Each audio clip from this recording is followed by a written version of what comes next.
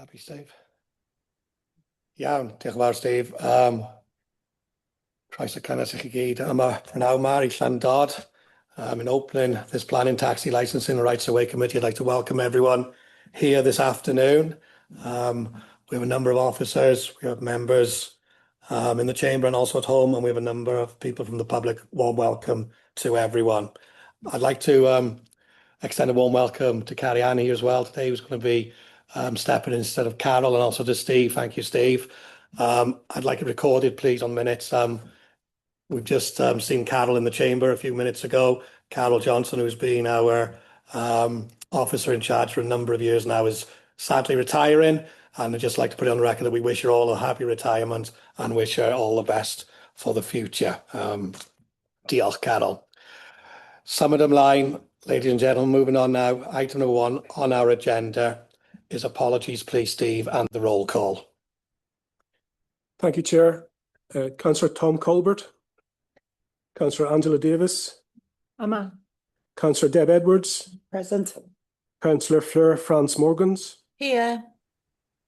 Councillor Peter James. Present. Councillor Adrian Jones. Present. Councillor Ed Jones. Present. Councillor Gareth D. Jones. Amma. Councillor Gareth E. Jones. Present.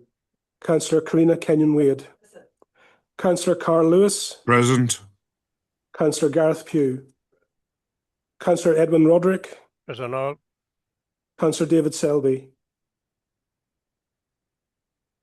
Councillor Selby, I can see you online. You're muted.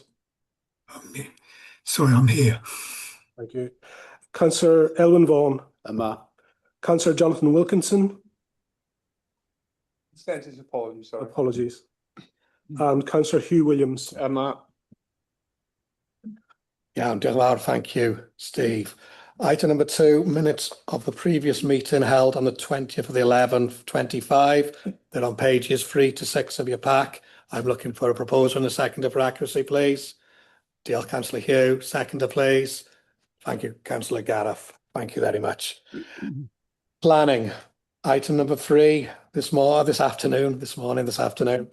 To receive any declarations of interests from members relating to items to be considered on the agenda. To receive members' requests that a record be made of their membership of town or community councils where discussions have taken place of matters for the consideration of this committee. No. To receive declarations from members of the committee that they will be acting as a local representative in respect of an individual application being considered by the committee. Councillor Hugh, please. Yeah, thank you, Chair. I think I declare an interest, but I will be acting as a local speaker for planning application 230019 full. Yeah. That's the land west of the former Penrose School, Ystrad Rice. Yeah, diolch i chi, Councillor Hugh. Can you put your light on, please, Councillor Gareth? Thank you. Thank you. Yeah, application 251515 full. I'll be speaking as local member. Thank you. Councillor Selby, I apologise. I note your hand is up. Yes, I put my hand up to declare an interest. I've been advised I have acted in a recent past as a decision maker on an item relating to North Paris bulking facility. I think the correct thing for me to do is not to take part in the debate here. I can either leave or just sit and not take part in the debate. Thank you, Councillor Selby. Yeah, we note your declaration, and yeah, if you would, we will remove you out of the meeting into the lobby when we move on to the item, onto that agenda item. Thank you. Councillor Hugh. Chair, can I have some clarification? I was a decision maker on that application when it was originally discussed here. Does that mean I declare an interest? Rachel, please. If you're acting in a capacity as a local representative, you're not a decision maker. Today. No, I'm not. This is a different application. It's the I see. Sorry. And I was a decision maker on the first application. Yeah. Okay. If you cast a view in public, you would be seen to be predetermined. Right. So I should not take part in That would be my advice. Okay, thank you, Chair. So yeah, you're declaring also on that.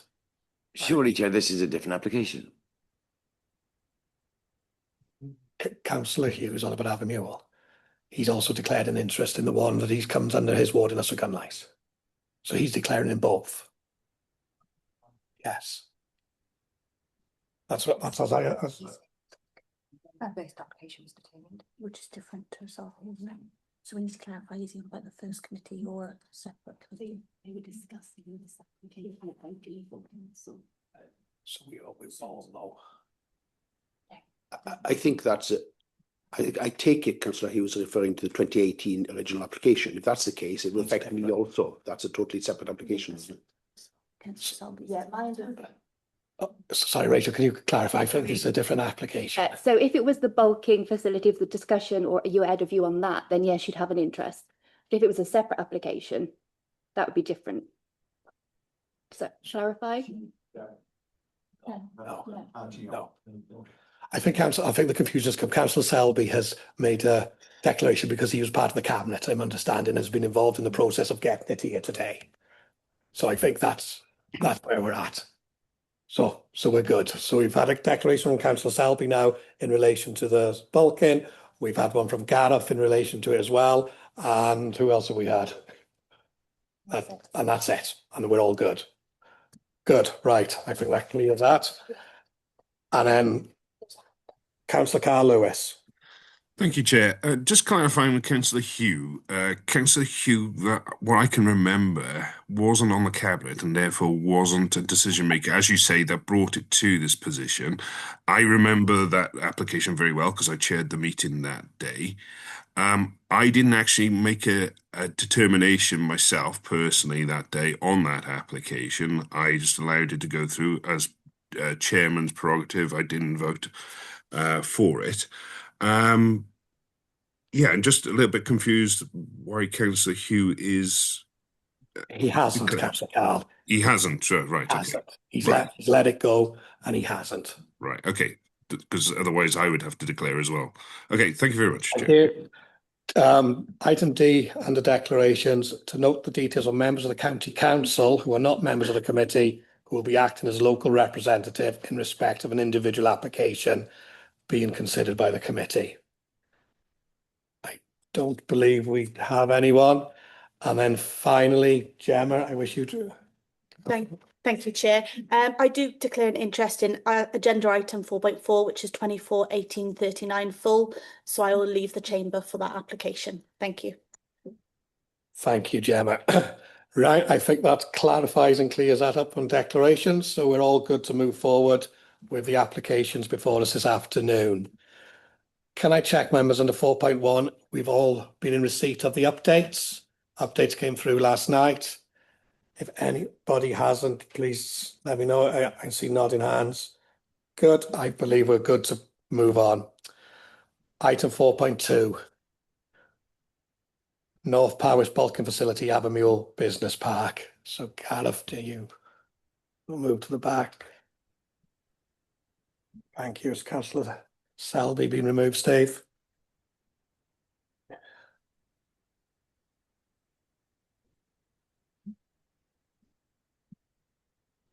Yep, Councillor Selby's gone. Good. But the officer taking us through this is Kate, and Kate will be taking us through to her recommendation. Floor's yours. Thank you. Diolch, Chair. Thank you. Good morning, members and members of the public. Yeah, as the Chair's outlined, this is an application for use of part of the existing building for the storage and bulking up of residual waste material at the North Powys Bulking Facility, Abermule Business Park at Abermule. Just to clarify, we did receive an additional representation of objection yesterday evening, which raises similar concerns to the previous objections regarding commitments made previously by the council, in that there was no plans at that time to use the site for residual waste. So that has been covered in the original committee report. This slide shows the aerial view of the site. The application site's shown with a yellow arrow. The application site is part of the operational bulking facility, which is situated in the Abermule Business Park. southwest of the village of Abermule. The nearest properties are also shown by yellow arrow, Bryn y Maes and Maes Derwyn. The Court Close residential housing estate is shown again with a yellow arrow. The A483 Trunk Road is to the west of the site. The village of Abermule is to the northeast, and Smithy Park caravan site is also pinned on the slide as well. The building where the application site is located, shown by the yellow arrow. The B4386 is shown on this slide as well, quite clearly, which provides access to the site. Adjoining commercial units can be seen, again, as indicated by the yellow arrows. And the railway line is also seen to the southeast of the building. This is a location plan submitted with the application. So the application site is indicated by the red square.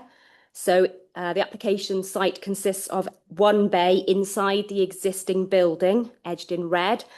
Planning permission was granted in 2018 for the recycling bulking facility, and the application seeks to change the use of part of the internal area of the building currently used for recycling bulking to include the bulking and transfer of residual waste. So that's waste that's collected in wheelie bins and purple sacks. This residual waste is proposed to be carried out or stored alongside the existing recycling waste already bulked and transferred at the site. This slide just shows the constraints map. It shows the development boundary by a black line, the flood zones in light blue, pink and purple, the trunk roads shown with a green line, the B road shown with a brown line. The business park is an allocated employment site within the local development plan, and LDP policy indicates that the business park is one of the allocated employment sites that is suitable for the management of waste. And the application seeks to manage waste entirely within the boundaries of the operational site using the existing infrastructure that is available. Therefore, this accords with the waste hierarchy as it diverts residual waste from landfill. This is an external view, of the existing building from the southwest. Vehicles gain access to the building via the roller shutter doors, and once inside the building and whilst they're unloading, the doors are shut. This is just another view, external view. The building's visible in the surrounding area. However, the proposal would not require any physical change to the layout, form or appearance of the building or site. This is an internal view of the building. The bay on the very, very left of the photograph would be the bay to be used. Otherwise, you've got paper and plastic in the other bays. This is just showing the whole extent of the bay to be used. It's the one with the green wheelie bin with nothing in the bay when I took that photograph. In terms of impact upon amenity upon nearby residential properties, the village of Abermule and the adjacent commercial units, concerns have been raised regarding potential impacts upon amenity, including noise, odour, pests and flies. The application is supported by various technical documents, including a noise impact assessment, noise management plan, odour impact assessment and odour management plan, pest management plan, dust and emissions plan, which are required as part of the environmental permit, which has already been issued by Natural Resources Wales in 2023. The Environmental Protection Department have reviewed the documents and advised that the proposal would not have an unreasonable impact upon the amenity of neighbouring properties, and there's no objection to the application from Environmental Protection. This is the existing access to be used from the southwest, the Newtown side. So my back is sort of facing towards Newtown here. There's a limited increase in vehicle movements expected as a result of the proposal. 1 Arctic a day to collect the waste is proposed. The refuse vehicles are already stationed on site and deliver collected waste to Welshbull. Therefore, there won't be any additional vehicle movements in that respect. No additional staff are expected, as the staff already work from the site. On this basis, the Highway Authority has offered no objection. This just shows the site, the access a bit closer up and from the other side. So in summary, the site is currently used as a bulking facility recycling in North Powys, and the business park is identified within LDP policy LE1 as a suitable location for waste. The concerns regarding breaking promises previously made, stating that residual waste to the site cannot form a reason for refusal. Based on the comments and advice received from consultees, it is considered that proposal to use part of the building for storage of residual waste is acceptable. As such, the recommendation is consent as set out in the committee report. Thank you. Deal. Thank you very much, Kate. We have 4 speakers on this application. First, I'd like to ask Councillor Gareth Pugh to come up. Then Mr. Gareth Thomas, Councillor Gareth Thomas, Chair of the Community Council, Ms. Nigel Williams, and then Ashley Collins will conclude the speakers. Each of you have 5 minutes in which to address the committee.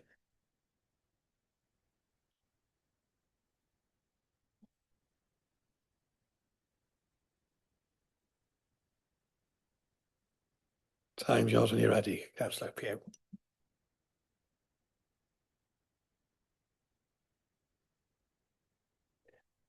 Thank you, Chair. Morning, members. Members, back in 2008, this facility scraped through planning by 1 vote. And at that time, we were promised no black bin bags would be handled there unless it come back to planning. And that is the reason why it is in front of you today. Bringing residual waste to this site is a material change of use to the original planning permission, one that poses a great threat from odour polluting the very close units on what is known as a prestigious business park. Residual waste belongs on heavy industrial estates, not close to a business units on a small prestigious business park. The biggest tenants that occupy 3 units just happens to be the closest to the bulking facility. This company manufacture canopies for multi-million-pound yachts and have indicated the first sign of any odour contaminating their facility would have a detrimental effect on their business. They couldn't invite customers to such a facility stinking of odour from the residual waste.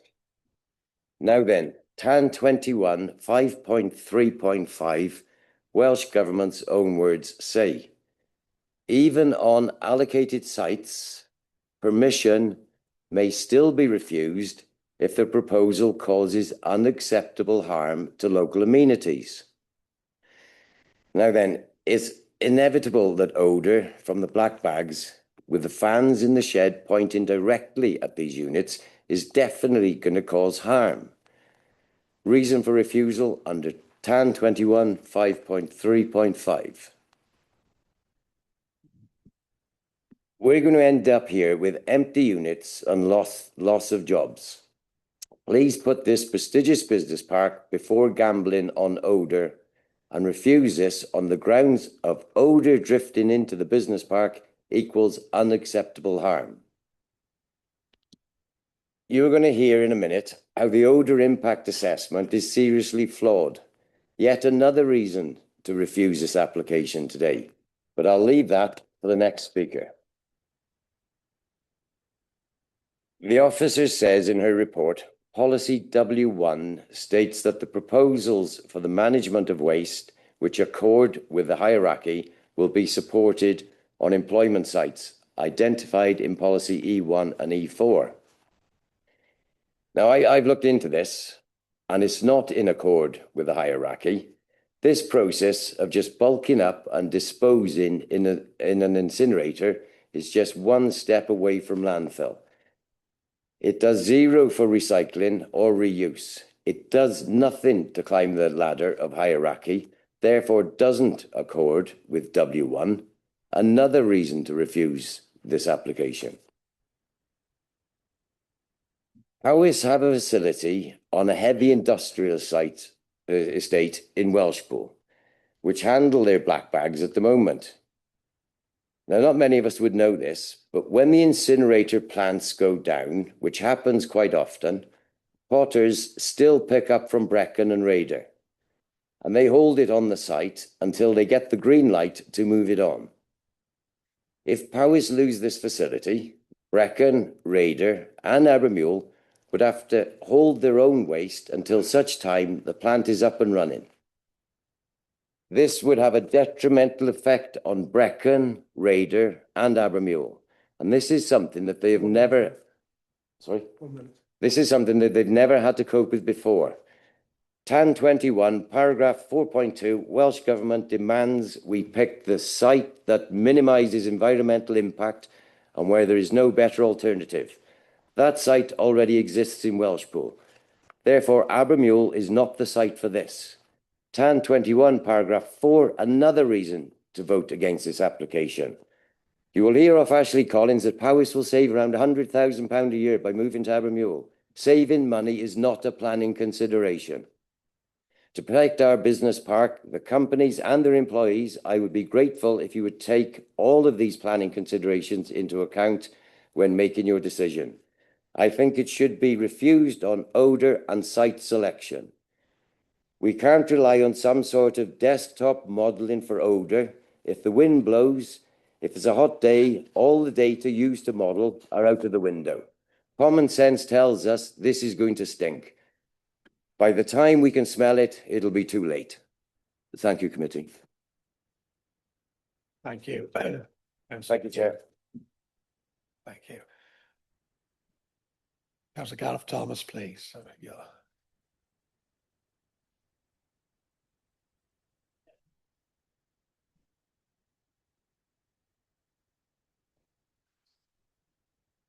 Just remind you also have 5 minutes and the time is yours when you're ready.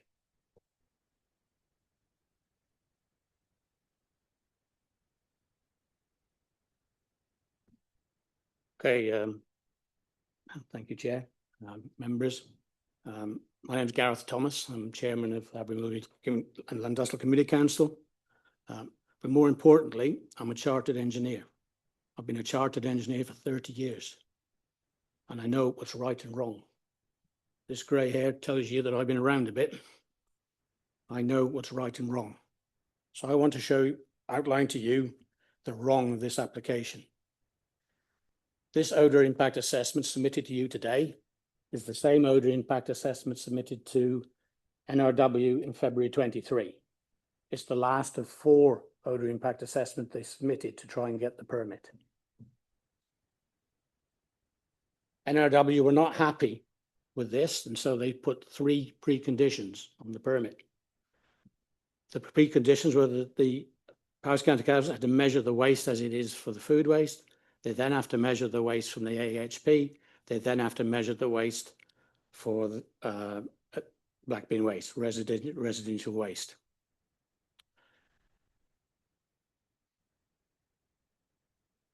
Powys have done the work for the first condition. They measured the waste in Abermule in July 24. I have another odour impact assessment here, which they submitted to NRW following those measurements. In this odour impact assessment, the odour levels of the food waste are 5 times higher, 4.95 if you want to be literate, but for me it's 5 times higher than the figures in this report. The figures in this report were measured in Raider in April 22, much colder month. These were measured in July 24, 5 times higher. But then when we look at the results, that there's a dispersion model in both these reports that says there's an odour input to the model and there's a dispersion of odour around the site. But when you look at the dispersion model, they're very similar. I thought, well, how can the odour in this report be 5 times higher than this report, but the dispersion model is the same? Well, what I've discovered they've done, in this odour impact assessment, all the odour from residual waste and AHP waste has been removed. This only includes food waste. So we've got 2 reports, one submitted to you today here, which has odour levels 5 times less than those measured in July 24. and they know that they're 5 times less, and yet they've still submitted it to you. It's wrong. This is wrong. This is right. This report has the correct levels of odour, and all the residual waste and HB paste is removed to ensure that the dispersion model shows acceptable levels in the business park. So, why have they submitted this application when they don't have the information to back it all up? Why are they wasting council time and money? Your guess is as good as mine. I've no doubt that Powys County Council will back you with weasel words about how this is acceptable, but they can't hide the truth. This says that all the levels are okay, but we know they're 5 times less than measured on site. This one says they're okay, but there's no residual waste in them. There's no AHP waste in them. Okay.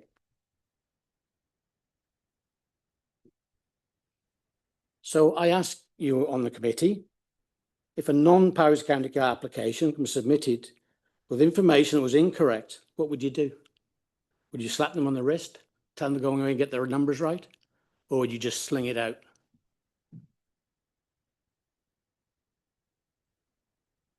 In June 2018, in the House of Commons, a question was asked to the Communities and Local Government and Planning applications about applications of misleading or inaccurate information.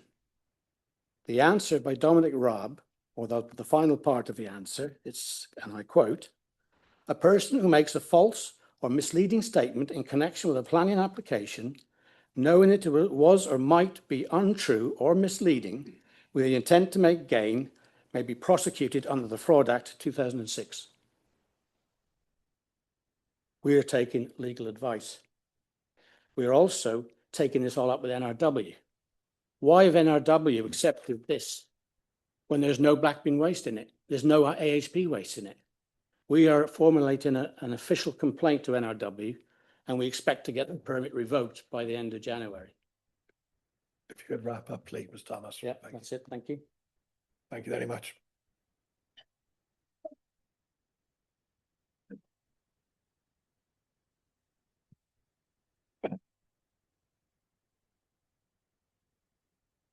Next to speak, Mr. Nigel Williams, please. You also have 5 minutes. Time's yours when you're ready. Good afternoon. I'm directly affected by our decision today as I live on Court Close, which is directly upwind of the premises. A long time ago, in my first report to the Powys Licensing Committee about an alcohol premises licence, it was amended by my then boss because I wrote in it the toilets, and he said it should be changed to sanitary provision. As I presented the report, a councillor stopped me. "By sanitary provision, do you mean toilets?" I said, "I do." Well, he responded, "Call it what it is then and keep it simple and don't use loads of words, well, one will do."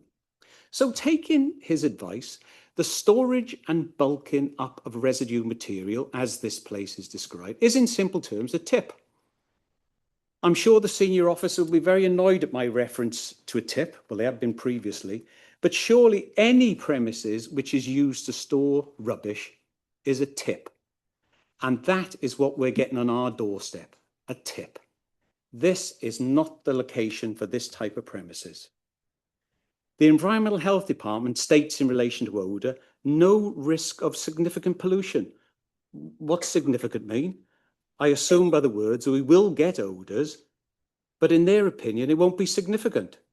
That's really not good enough. If you're going to put this here, then we should be assured that there will be no odour from rotten rubbish, etc. The senior officers from recycling have certainly been peddling this scenario where the residents won't even notice it. But then we're told by Powys that no residue waste material would be stored at the premises, and the statement now appears to have been rubbish, that you do intend to store rubbish there. We've been assured that we wouldn't get any noise nuisance from the premises. Well, the sounds of thousands of glass bottles hitting concrete 5 days a week, plus the reversing warning beeping of every vehicle is a nuisance to me and my neighbours, but not in the eyes of the council. What plans are in place when the village stinks of rotting rubbish? Or we have a huge increase in vermin? What contingency plans are in place if there is any? Who will investigate it? How long will it take to investigate? What happens in the meantime? Because we've seen issues relating to the story of refuge in South Wales, where residents were left to sort it out themselves as the council took so long to do anything about a site that they owned, while the residents had to live with it. Is this really acceptable to the residents of Avonmere? Officers have told us they'd happily live next door to it. I don't see any of them moving to Avonmere. To be fair, Powys County Council Recycling Department have done one thing. They have united the village in the total mistrust of them in making a decision with the concerns of the occupants of the village. The very people who are affected by your decisions are taken into consideration. The last time I sat in this room was for the original planning decision. On that occasion, the officers concerned went on to ridicule every concern the villagers had. And I'm sure they'll do the same again. We don't understand the refuge business. Finances are tight. We're worried about nothing. All complaints we've fairly dealt with. Please remember, when they leave here today and go back to their homes, which are nowhere near Avonmere, they don't have to live with that decision put before you today. However, the occupants of the village of Avonmere certainly have to live with your decision. I thank you for your time.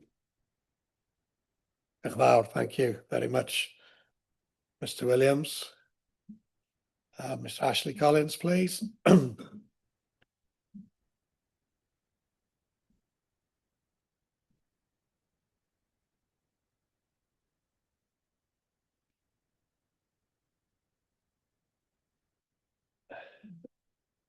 Yeah, to confirm you were 5 minutes as well. Okay, thank you, Chair. There's quite a bit to cover in 5 minutes, but I'll do my best. In terms of the odour reports that went to NRW, I'd just like to clarify that point first, as that was a major point raised earlier. These are part of the permit requirements. So the first one that went in was to get the permit in the first place, which was accepted by NRW, and they gave us the permit. The second one referred to is what we had to do within 6 months of starting. So it was a different report. It was looking at different things. And it's important to note that odour will be impacted by all sorts of different reasons. And this is why there's a higher recording for that particular time. However, it is still within what is required for NRW, and they were happy to accept it.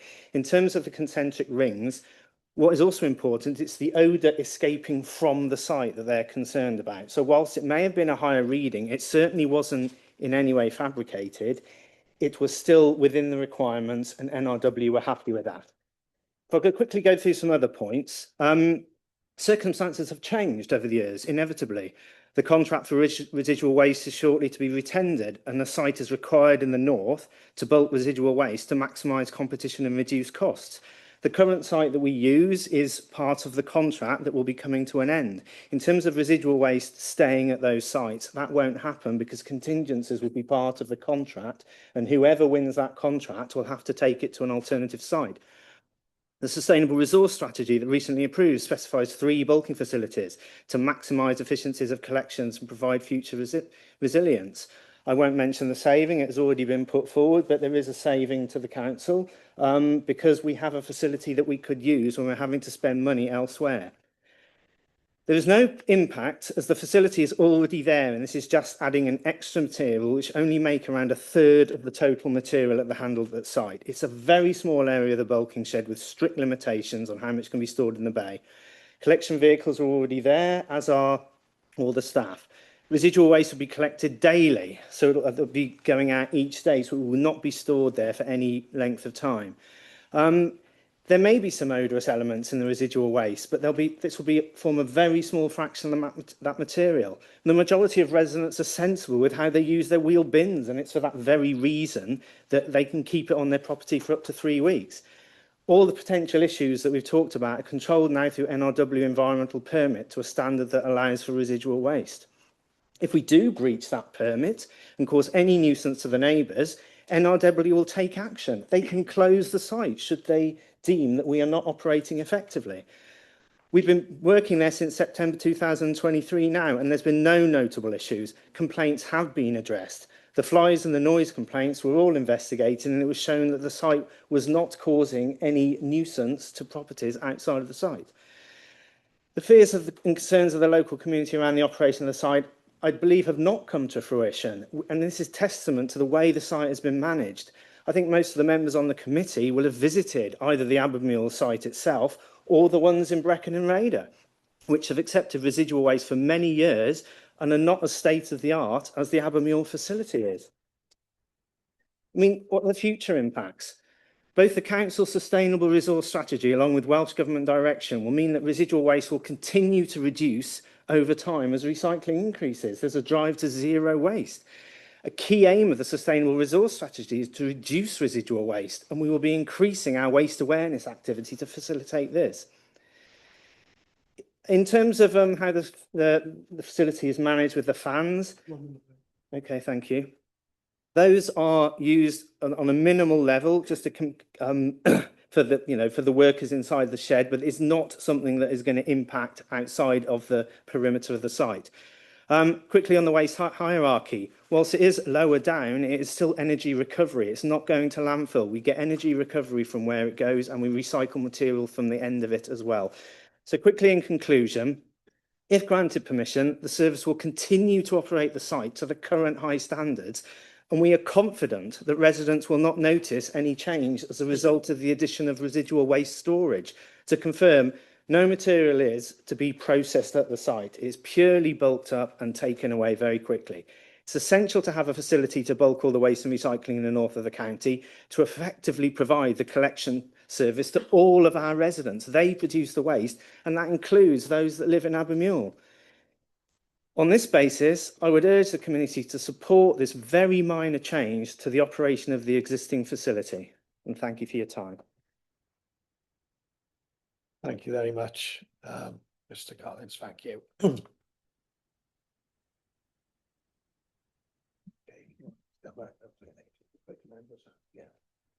Good. Right, members, I'm going to hand over to you now. Just for your information, we have a number of officers here today, if you so wish to question them, environmental protection and highways. So if you so wish, please feel free. Councillor Carl, you're first to indicate, followed by Councillor Tom, please. Thank you, Chair. First of all, I'd like to thank Kate for getting this application out so quickly. I believe it was validated on the 4th or 11th. And here we are, it's in front of us today. It does feel a little bit light, I will say that. It doesn't seem to have all the information in there. I'm minded to go against Kate's recommendation, Chairman, and I'll go through why and go through the references to support that, if you don't mind. So the first reason is adverse impact on residential amenity. It's contrary to policy DM13, protection of amenity of noise, dust and odour, DM2, and planning development plan 2011-2016, technical advice note 21, parts 6.5 and 6.8, 6.5 and 6.12. Also, reason 2, incompatibility with allocated land. And therefore it is contrary to policy E1 of the Powys Local Development Plan, policy SP5, settlement hierarchy, as we've already heard. And reason 3, insufficient demonstration of compliance with waste criteria, and therefore it is contrary to policies 4.1, policies W1, W2 of the Powys Local Development Plan, technical advice note 1021, waste principles of waste hierarchy, sustainable management, set out in planning policy, edition 12. And probably the one that is probably closest to my heart is flooding, the flood threat that is there. We have already seen in our packs flood zone 2 and probably flood zone 3. And throughout your information there, Kate, you ask for an opportunity for the developer to incorporate a flood resilience design where feasible. I believe that's a consequence assessment should be submitted. We don't have that, and we do hold our agents to a very high standard when submitting their applications, so I would have expected that to be in our packs today, and therefore the flooding is in contrary to policy DM4. It is also in contrary to technical advice note 15. I believe the current technical advice note 15 criteria for the current bulking station, the criteria there was set before the update of this year, because technical advice note 15 has been updated, and therefore, Mr. Chairman, I'd like to refuse the application on those grounds. Thank you. Thank you, Councillor Carl. I heard a lot of statements. Correct me if I'm wrong. The only kind of real question that you posed was the flood threat. Is that correct? Yes. And so, Kate, would you be able to address in relation to DM4 and the flood threat that was raised by Councillor Carl? And for clarity, Councillor Carl, is that a proposal to go against officer recommendation? It is indeed on the issues I've raised. Thank you. Thank you, Councillor Carl. Thank you, Chair. Yes, so as set out in NRW's response, the planning application proposes less vulnerable development. The site is, the general site is located in an area identified to be at risk of flooding within flood zone 2 for rivers. However, NRW haven't requested an FCA. They're obviously aware that it's the proposal is to use part of an existing building for the storage and bulking up of residual waste material. So it wouldn't change the less vulnerable use of the existing facilities as set out in TAN 15. So they haven't requested an FCA, so we've taken the lead from them on this in this respect. That in terms of the resilient design comments and informative at the end of the recommendation, that was recommended by NRW to be put in any consent that is issued, but or for guidance for the developers. Yeah, I understand that, Chair, but it does also say without those recommendations in there, they would refuse the application. So, yeah, I'm still minded to go against officer's recommendation. Thank you, Chair. Thank you, Councillor Carl. And if you wish to come back, I will allow you later. Councillor Tom, have you? Oh, sorry. Yeah, we just want to clarify. NRW's statement is, we have concerns with the application as submitted because inadequate information has been provided. To overcome these concerns, you should seek clarification from the applicant regarding European protected species, so not flood risk. Yeah. Okay, thank you. Thank you for that, Kate.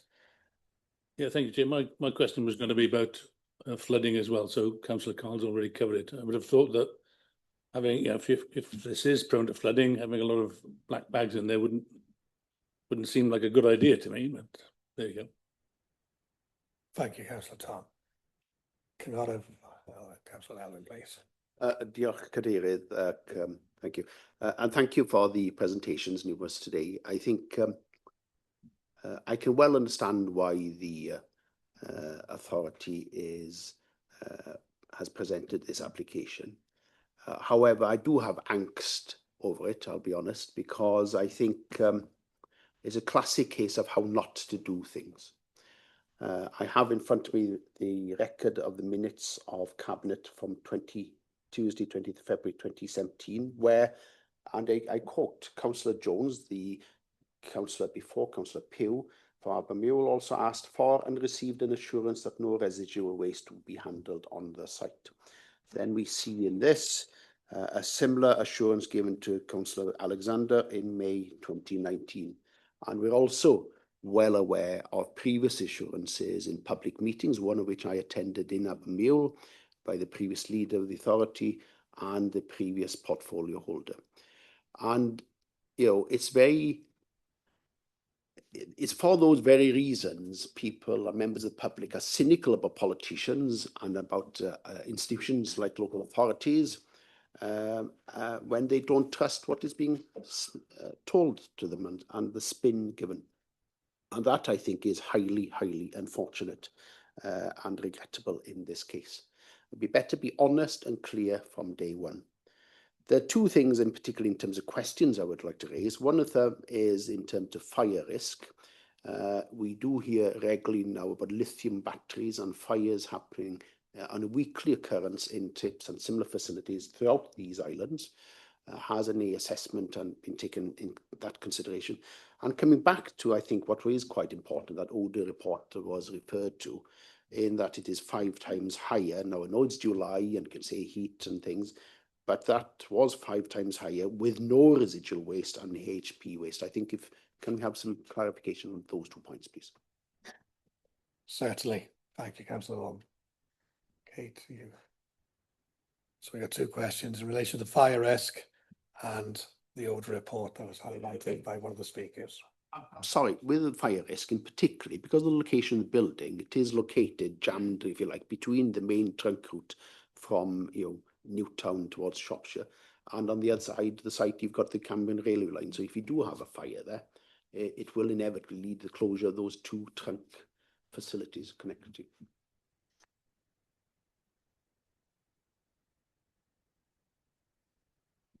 So the permit requirements, in terms of environmental risk assessment and in terms of fire, there's an approved fire prevention and management plan in place for the facility and details the required mitigation and management methods to prevent a fire of combustible materials stored on site.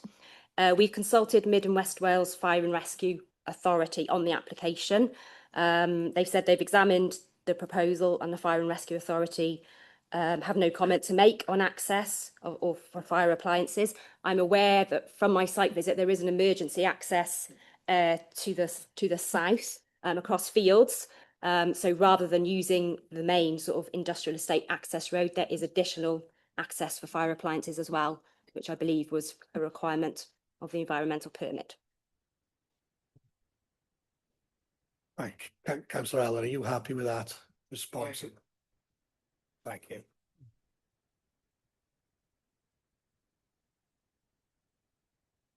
It's to the 5 times, because that's quite key, I think. Would one of the environmental protection officers, Dan, would you like to take this up and give us the benefit of your wisdom, please? Yeah, thank you, Chair. Unfortunately, I'm not in a position to clarify anything, I'm afraid. The ODA report that I've got in front of me is the same one that's been provided as part of this application. The ODA report made reference to by one of the speakers was a requirement of NRW for some reason as part of the permit process. They appear to be satisfied with that report. NRW have been a consultee on this application and have chosen not to make any mention of ODA whatsoever. So I really don't have anything else to add, I'm afraid. The report we have in front of us, as far as I'm concerned, is satisfactory. No, sorry. Thank you. Dan, Katie, you wish to come back in? Yeah, so just to clarify what our last speaker was saying is that the second ODA assessment was a requirement, I believe 6 months after operation started, or within 6 months of the permit.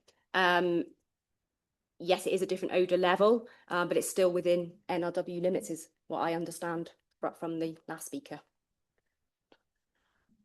Okay, we'll park that there for now, but I'm sure other members will raise concerns. I think this is a subject that is going to want us all to be really comfortable to be able to move this forward. So I'll bring everyone else in, and then we'll see how the debate moves on. Councillor Adrian, then Councillor Green, please, and then Councillor Angela. Thank you, Chair. Yeah, I just want a bit more information on the ODA impact assessment. I take it was a computer or desktop process. Is that correct? For this application? Yes, correct. Right, yeah. that's one point. So we don't really know, as Councillor Gareth said, what it'll be actually like. You can't guarantee what it's going to be like until it was up and running.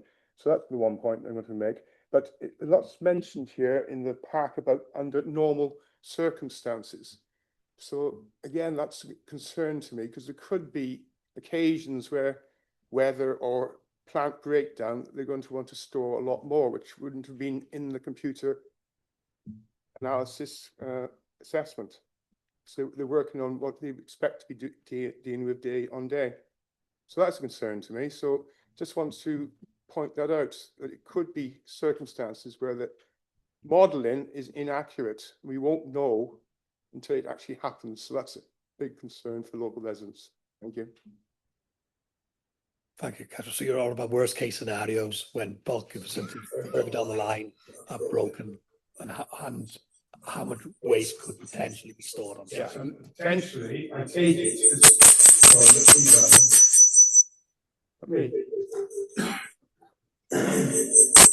We've got that sticker on, haven't we? Someone got your laptop unmuted.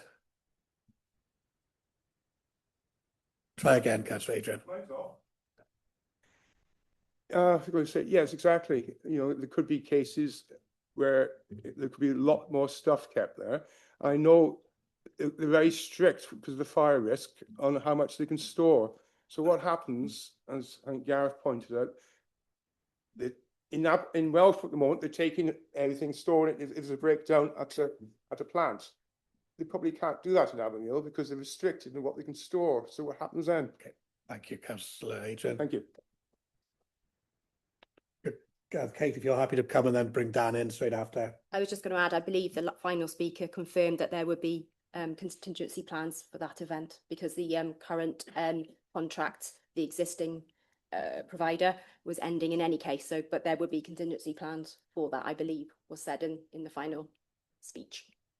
Okay, Dan. Well, sorry, could we... No, can I ask Dan to just come in now, just, and then I'll bring you back. Thank you, Chair. Yeah, just to cover the 2 points raised there. The first one about modelling, I think it's a good idea to say generally that whenever you have something that doesn't exist yet, you do have to try and model the impact that will cause in the future, to give an idea of what it will be like.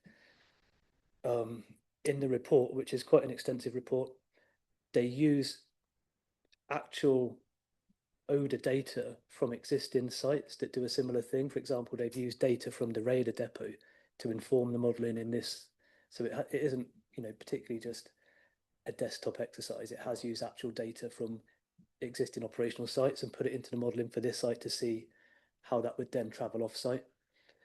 To address the point about worst case scenarios, the site does operate under a permit from NRW that does have strict limits on how much actual different waste streams they can take onto the site. So there would be a finite limit on how much waste could come on. And once that is reached, no more could be brought on site. And the modelling does take into account, you know, being at that capacity. Thank you. Councillor Adrian, please. That was my point. So what Ashley mentioned, there was a plan for handling it if they couldn't take any more, and we don't know the detail of that, but that's not part of the plan application. But it all builds into the picture of what I'm saying. You know, it's a risk of having too much there. They can't handle it outside normal working conditions. So thank you. Thank you, Councillor Adrian. Councillor Angela, please, and Councillor Gareth. Oh, sorry, Councillor Creaney, you've disappeared. Oh, my apologies. Yeah, thanks. I know Abermule quite well. The site is some distance from houses and quite near to large farms. I've been to Radar site of the household waste site, and the houses are actually rather nearer to the area concerned where the residual waste is kept. So I'm saying that Radar, I believe, works quite well. I do have a question, however, about the air changes within the barn. there is some data laid out, but I think it's kept at a negative pressure to keep the odour in, and I'd like an explanation about that.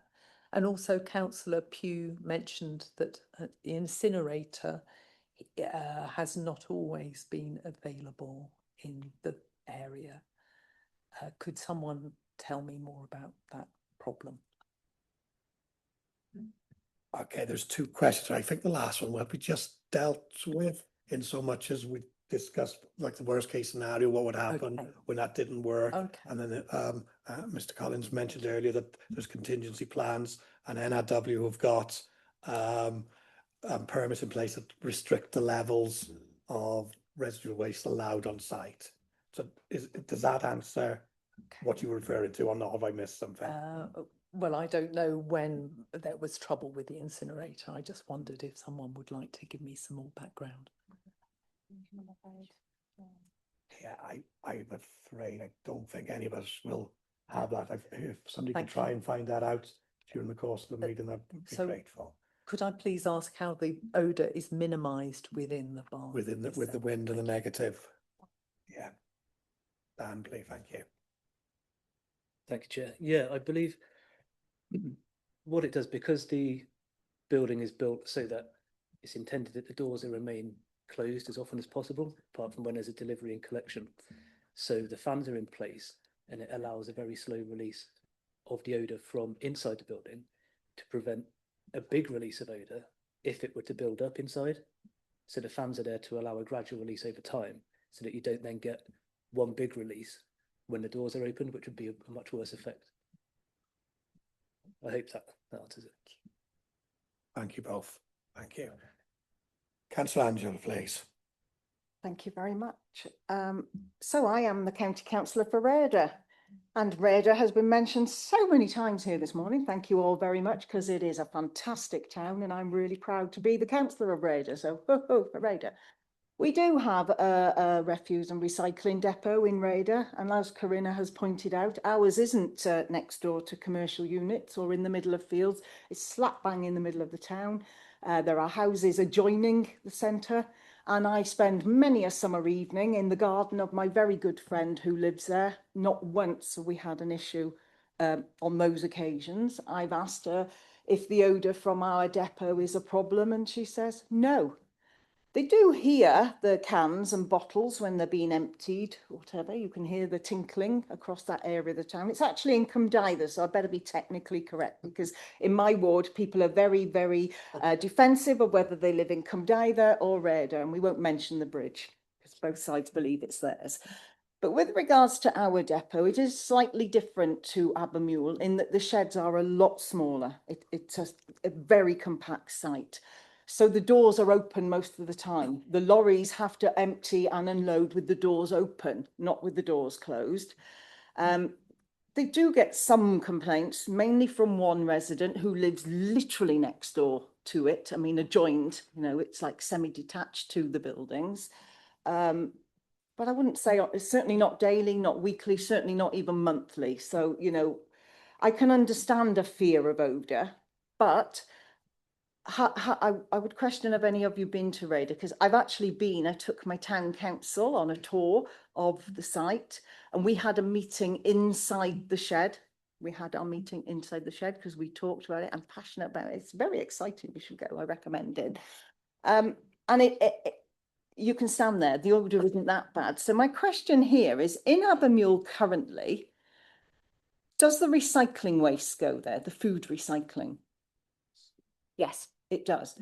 And actually, that's the smelly waste, because that's your rotting vegetables and food, isn't it? Your residual bin waste should be the things that can't be recycled. So actually, the smell is already in Abermule. Any smell is already there.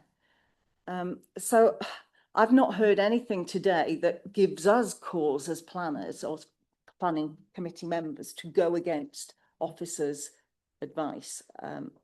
So I think at the moment I'm inclined to support it. Thank you, Councillor Angela. I'm sure every one of us here would endorse their own towns and villages as being the best in Powys as well. Councillor Gareth E. Jones, please. Just to remind members, I've had a proposal to go against, and that's all I've had so far. Thank you, Gareth. Chair. Can I just clarify a point around the current NRW permit? If I heard what Mr. Collins said correctly and what you said in your presentation, the site's already got a permit for food, AHP and residual waste. Am I correct in that? And at the moment, we're only using it for food and AHP. Yeah, am I right at the moment? Yeah. Yeah, and Yes. I was going to make the same point that Angela made around the fact, in my mind, and when I do my recycling, it's the food bit that smells, and it's not the plastic, paper cans, and it's not the black bins. So when you're ready, Chair, I'm happy to propose that we support officers' recommendation on this application. Thank you, Councillor Gareth. Do we have anyone else? Any further comments? No, well, I'm in your hands. I've got two proposals, but no seconders for either. So, members, it's up to you. You're happy a second. Oh, right, yo, thank you. Well, if Angela proposed, I'm happy to second. I'll take yours. That's how I Thank you over understood it. So thank you. Councillor Carl, I said I'd allow you back, and then, of course, please. Thank you, Chair. Would it be of your choosing, Chair, to have this as a recorded vote, because this is quite a controversial application, as you're aware. It was probably one of the more controversial in my time in your seat there now. I would like to have it, if I may, a recorded vote, if that's possible at all, please, Chair. Councillor Carl, as I understand it, if that's a request, we can now put that to the vote, and it's up to members whether or not they wish to have it as a recorded vote. Rachel, would you confirm that's? Yeah, that's correct, Chair. You can either do it by a show of hands or electronic vote.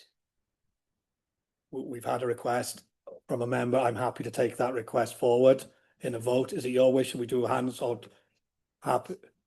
So, so we've had a request to have this as a recorded vote. So all those in favour of recording the vote, can you please raise your hands? Are those at home, if you'd be so kind to switch your cameras on and make yourself visible. How are we looking, Steve? That's a majority. Yeah, we've got the majority. Thank you, Councillor Carl. We're happy to make this a recorded vote. Thank you, Chair. We've had a proposal and a second to go with officer recommendation. I can't see any other hands. So Steve, do we do a recorded vote and then declare it after, or do you want to do a hands now? So what we'll do, we'll put a forms vote in. A recorded vote means that the names appear in the minutes. Yeah. Good. So everyone's comfortable and clear on that, on how that goes? Councillor Peter, I see you have a hand.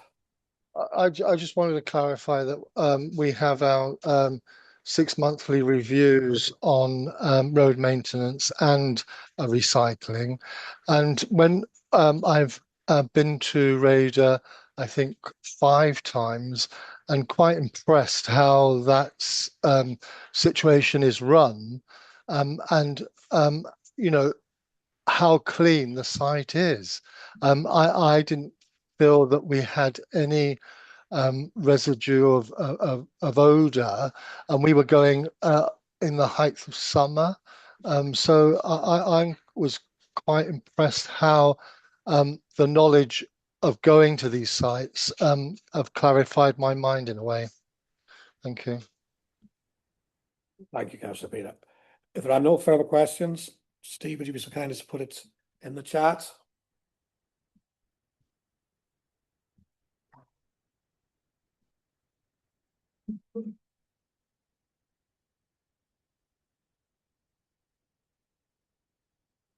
There you go. That's Councillor Edwin's got his hand up, Chair.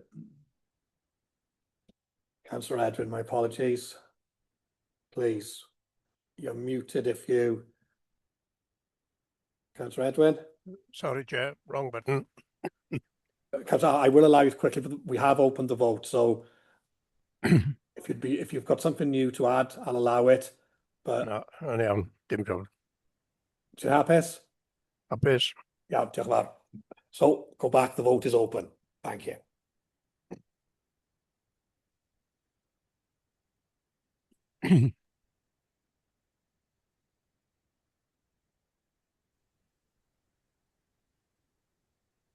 Councillor Carl, is that a legacy hand? No, it isn't, Chair. I just had a bit of difficulty with my voting form then. Can Steve just clarify whether my vote has been cast and it's against the officer's recommendation? Thank you, Chair. Thank you, Councillor Carl. Councillor Carl, your vote has been registered. Thank you, Chair.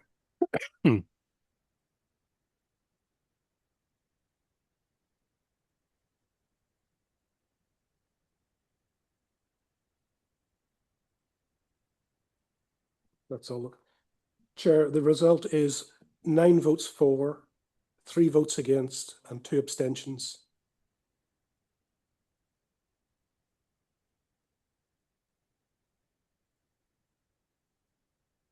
Thank you. Thank you very much, Steve. So, application 25/1515/FUL has been approved as per officer recommendation. Thank you all, and thank you to all the speakers as well for your input here this afternoon.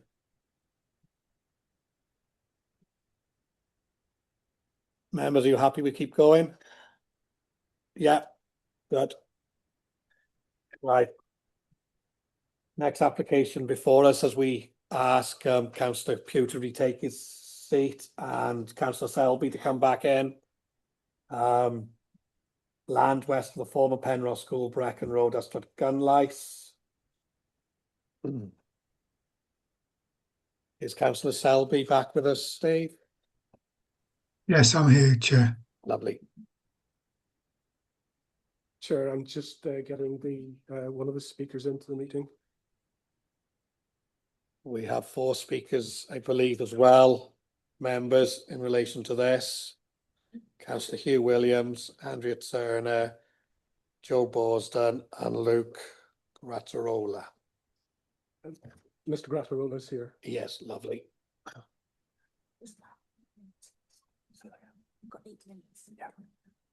And Steve, as for clarity, it's then 8 minutes each speaker is allowed, with Mr. Grattarola having 16, as there have been two objectives, so they're combined. Are we ready? Yeah.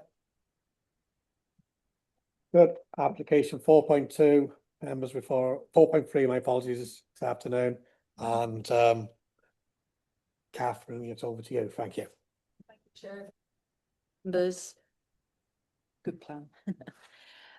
You'll have seen in the update report, it was in the official report, it was put down as 153 dwellings. That was an error, and the update report corrects that to 152 dwellings on the site. Also on the update report, the applicant asked for a revision of the proposed condition 29 relating to when the provision of the 2 play areas would be provided.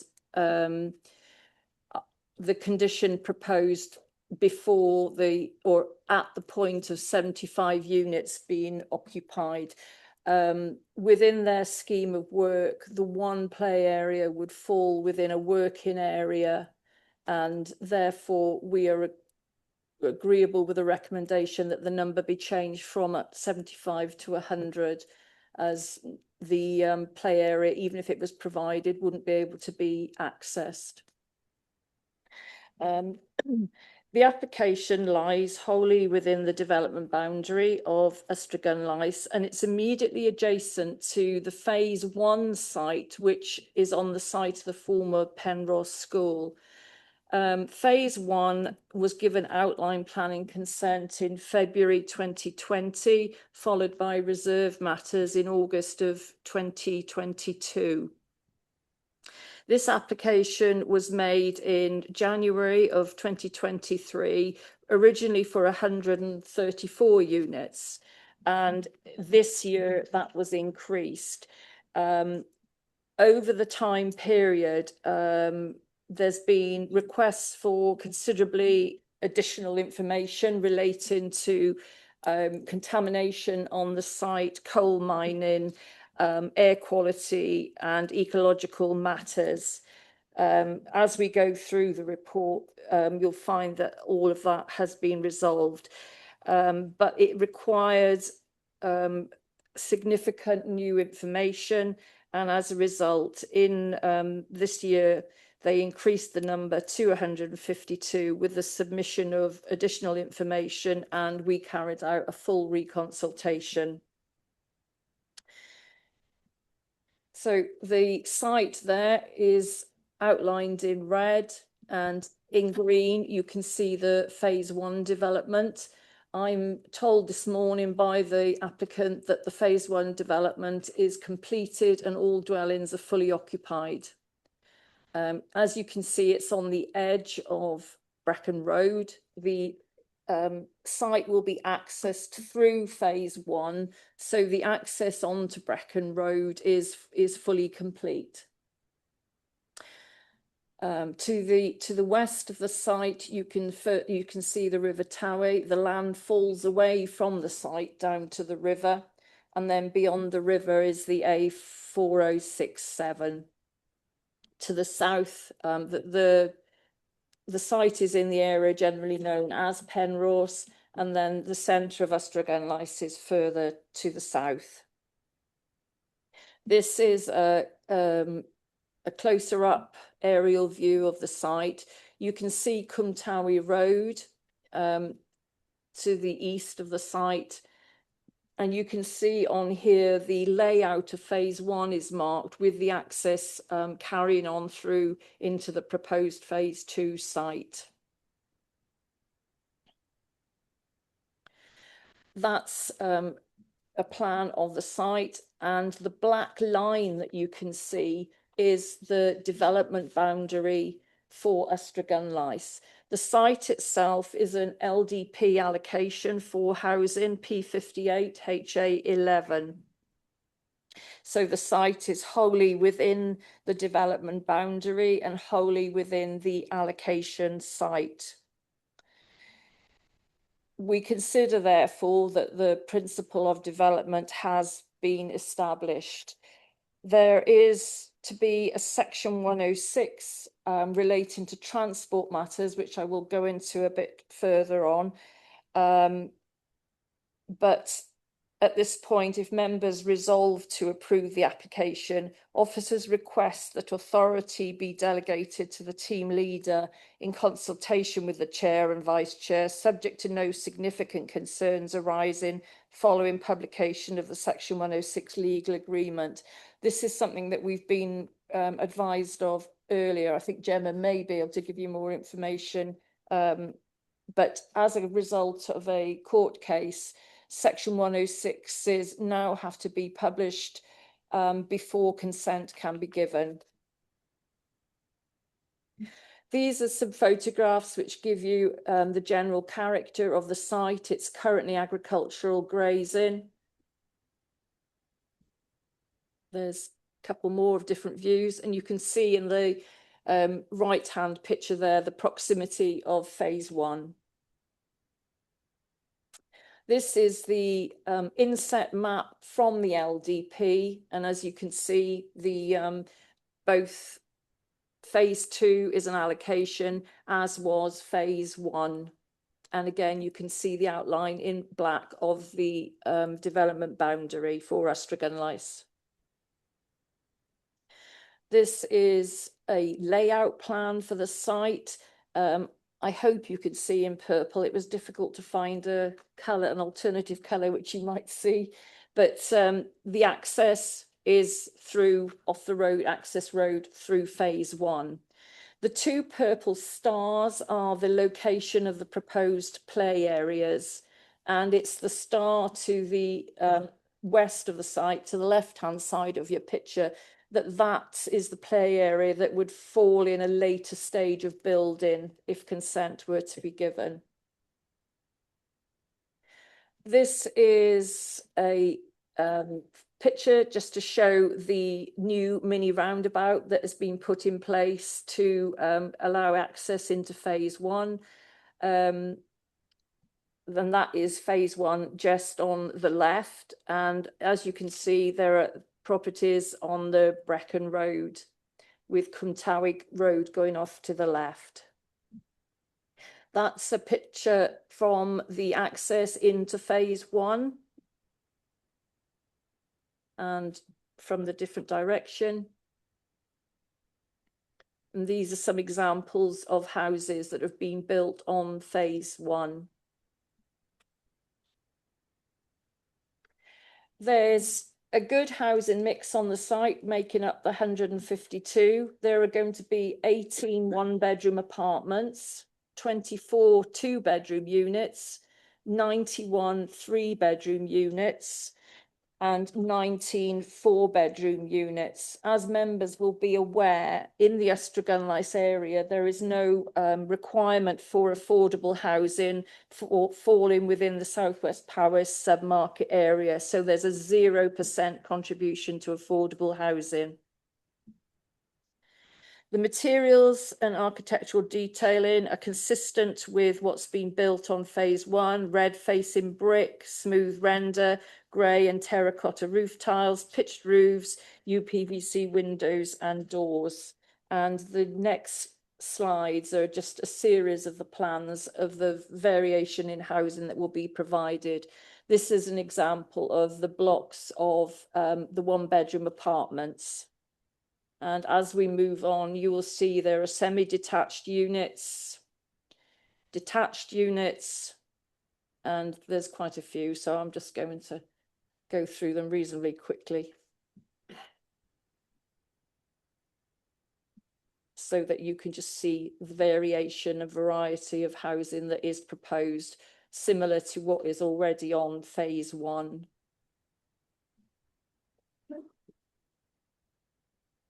Oh, there's lots of them. There we go. Okay.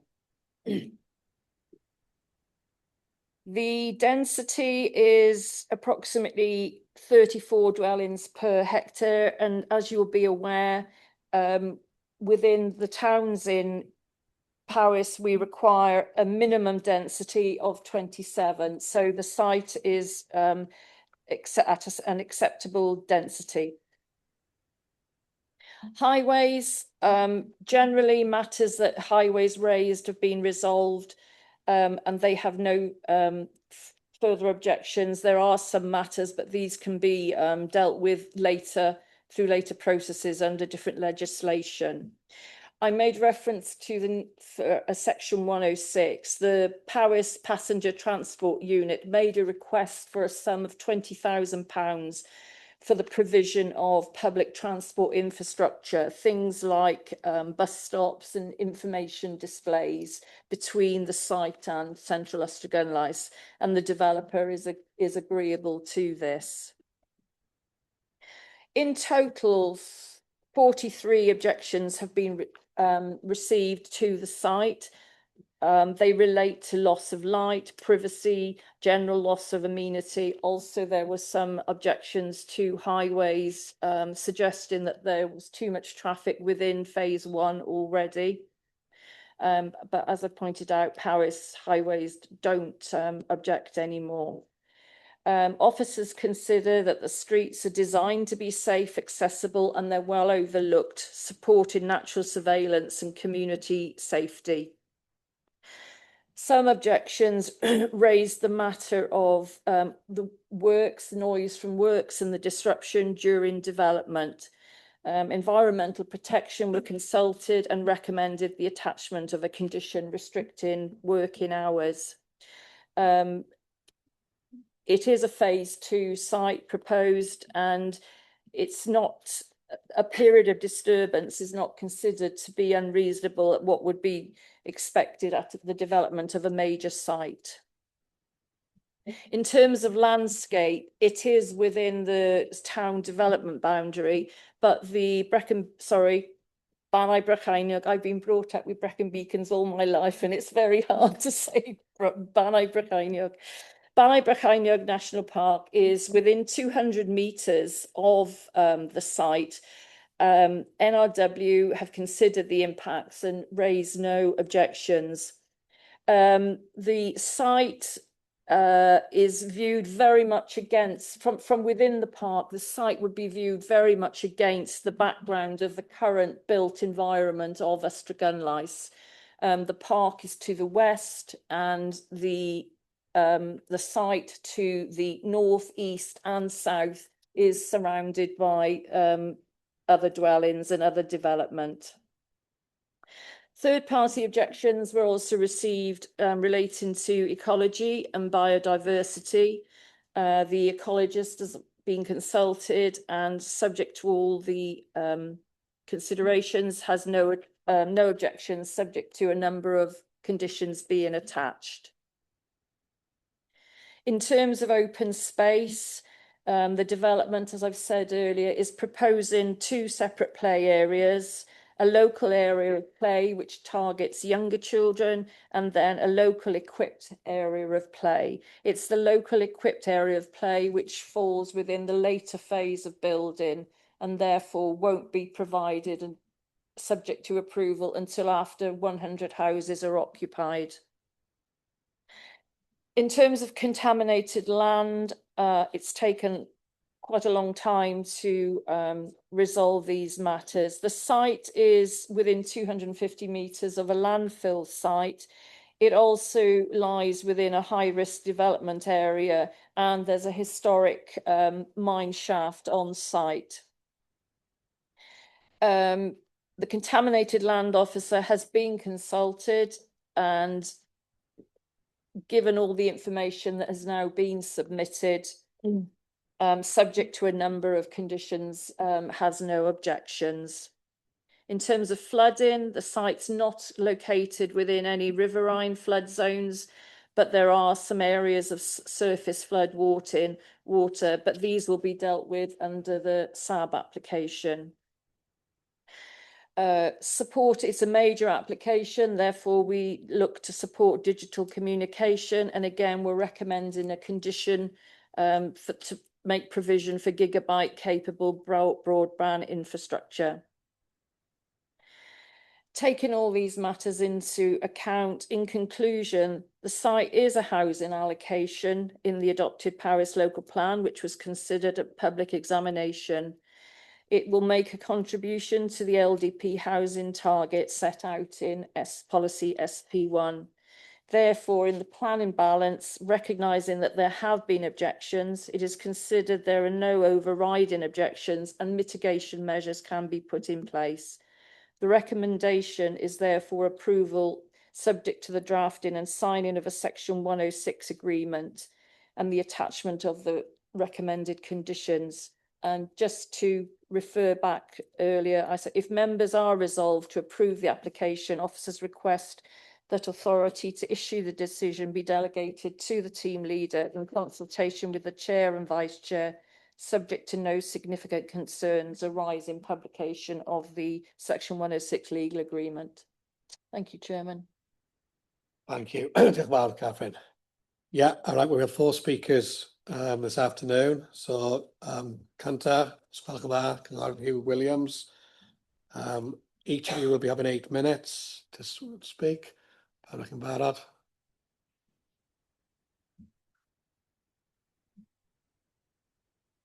Iawn. Diolch yn fawr.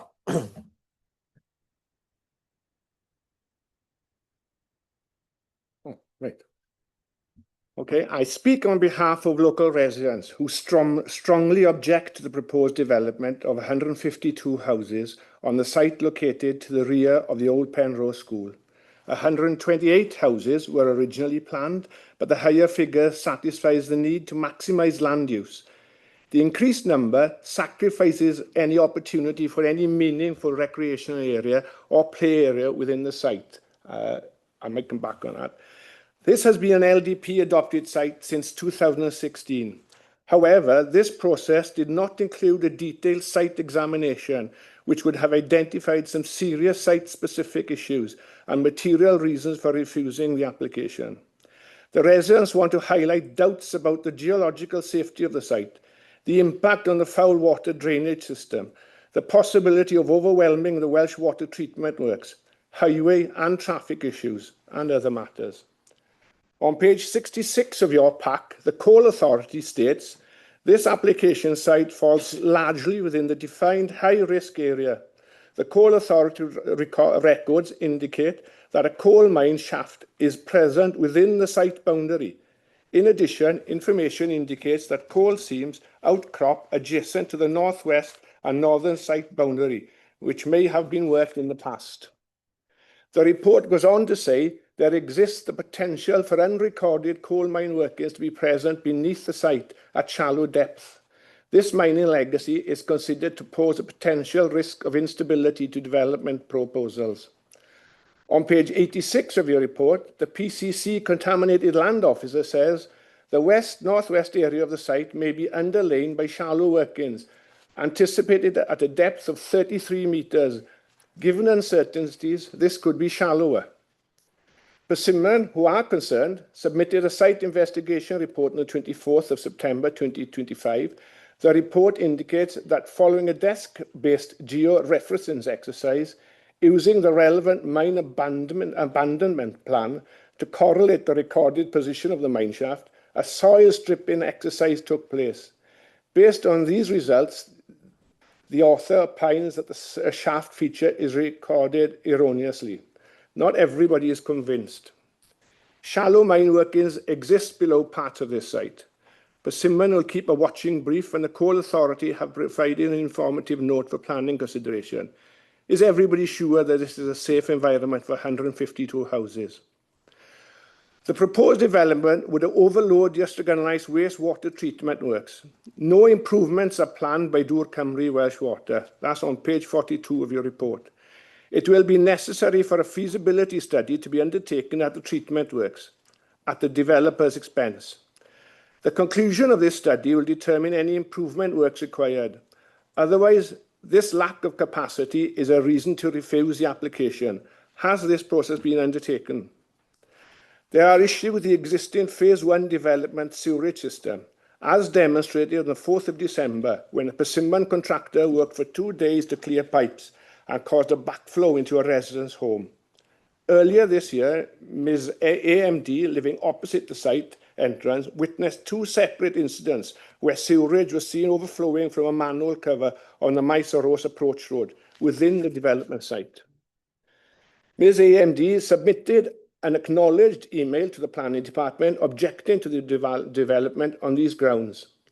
On the 1st of June and the 22nd of June, she again witnessed overflowing sewage from the new manhole, which was installed on the roundabout during new road layout work. Both incidents were reported to Persimmon, and Welsh Water attended. Job reference 969452231. Houses on this proposed site have 2 parking spaces arranged in a tandem fashion. Realistically, this will result in street parking issues, which will be exacerbated by the lack of visitor parking.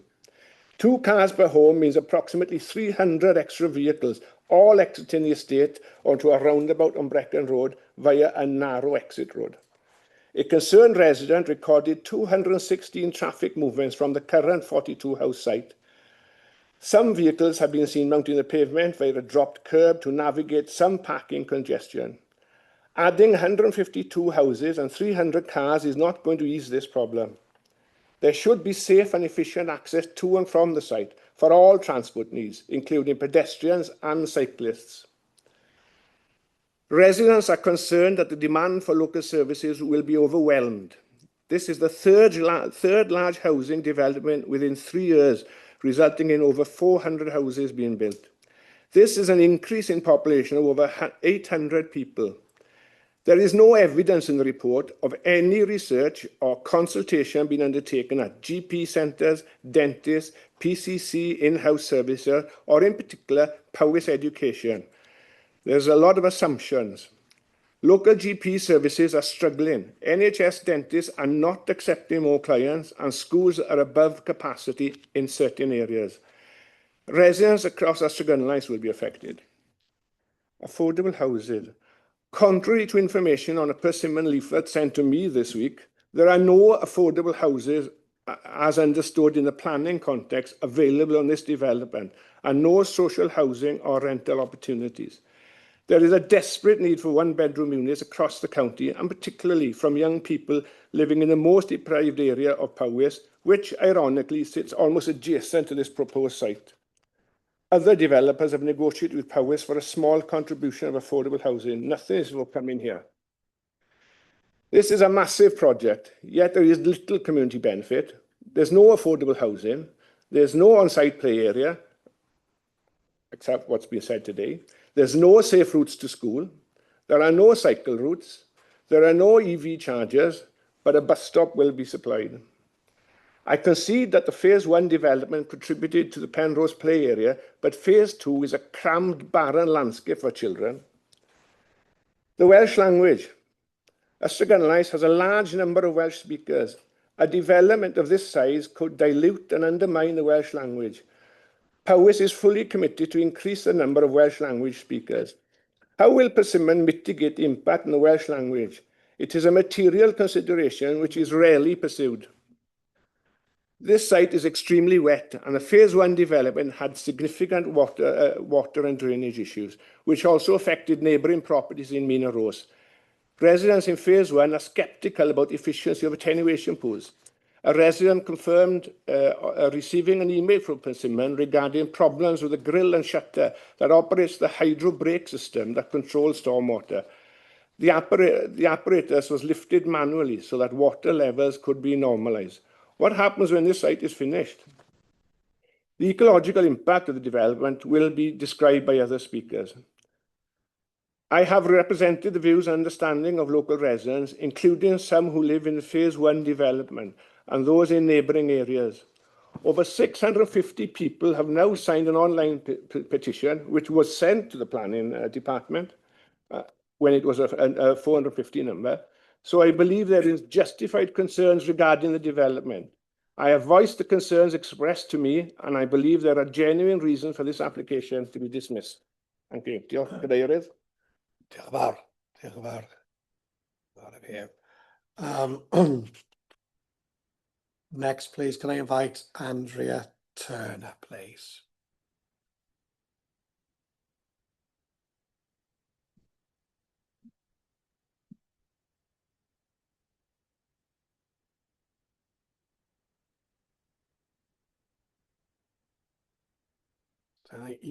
You also have 8 minutes and the time is yours. You also have 8 minutes and the time is yours when you are ready. Chair, councillors, thank you for allowing me to speak today. I am a local resident, Mina Ross, and want to be clear at the outset that I'm not opposed to new housing in principle. I understand the need for homes. However, my concern and the concern of many local residents is whether this particular proposal at the scale in this location is sustainable and appropriate in its current form. Infrastructure and sustainability. My first and most significant concern is infrastructure capacity. This development would introduce a substantial number of new residents, yet it is not clear how existing infrastructure will cope with that increase. In particular, there are ongoing pressures locally on wastewater and drainage systems. GP services, locals cannot get an appointment very easily. So this more people would put more pressure on the one GP surgery that we have. Access to NHS dentistry. Well, there is no NHS dentistry within the area. School places are at full capacity and the local road network is really busy. I'm not suggesting these issues are the responsibility of the developer alone or that they can all be resolved immediately. However, the planning system requires the committee to be satisfied that development is sustainable and that the impacts of growth are properly mitigated. At present, it is not clear that the scale of this proposal is matched by clear, deliverable solutions for these infrastructure pressures. My second concern relates to the environmental impact of the development. Local residents, myself included, have observed notable decline in wildlife in and around the site, including bats who have totally disappeared in the last 2 years. Bird species, again, we don't have the amount of bird species coming. And amphibians associated with nearby marshland, they actually hibernate in that marshy land.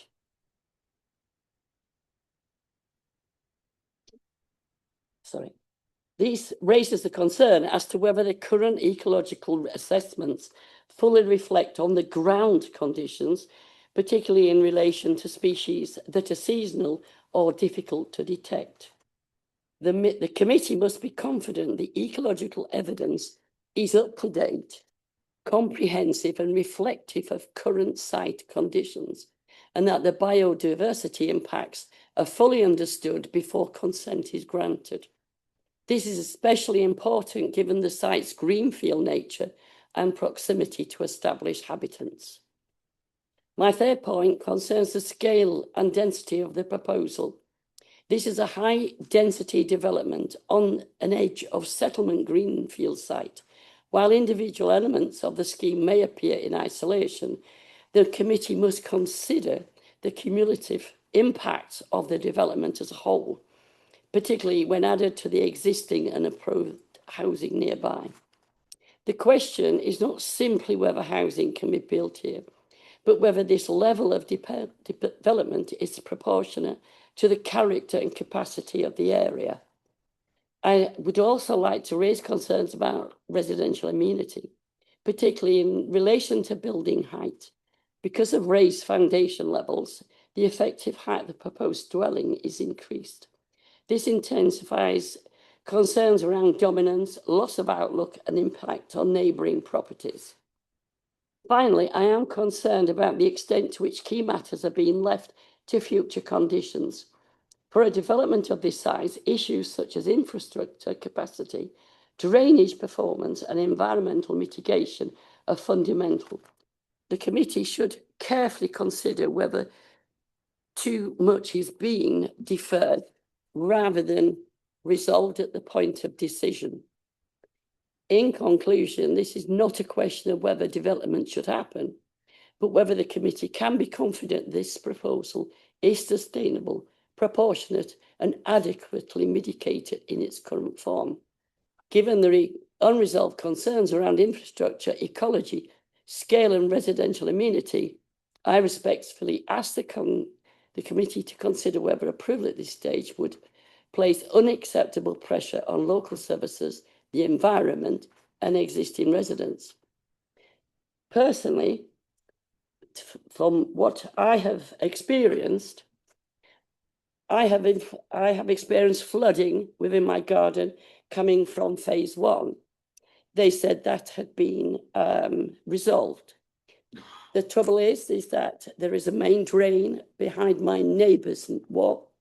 There is no drainage from that into the phase 2 field, and therefore, with the debris behind that wall, I am getting flooding in my garden still, which is not acceptable. Thank you for your time.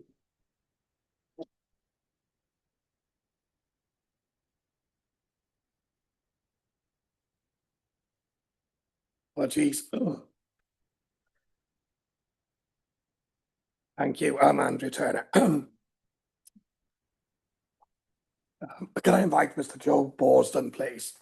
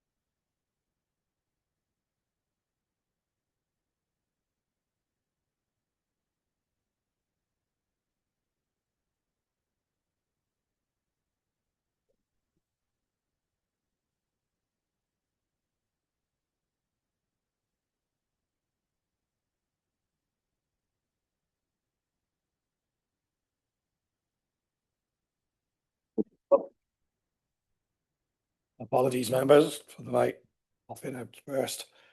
Joe Burson, you also have 8 minutes. The time, Joe's, when you're ready. Thank you.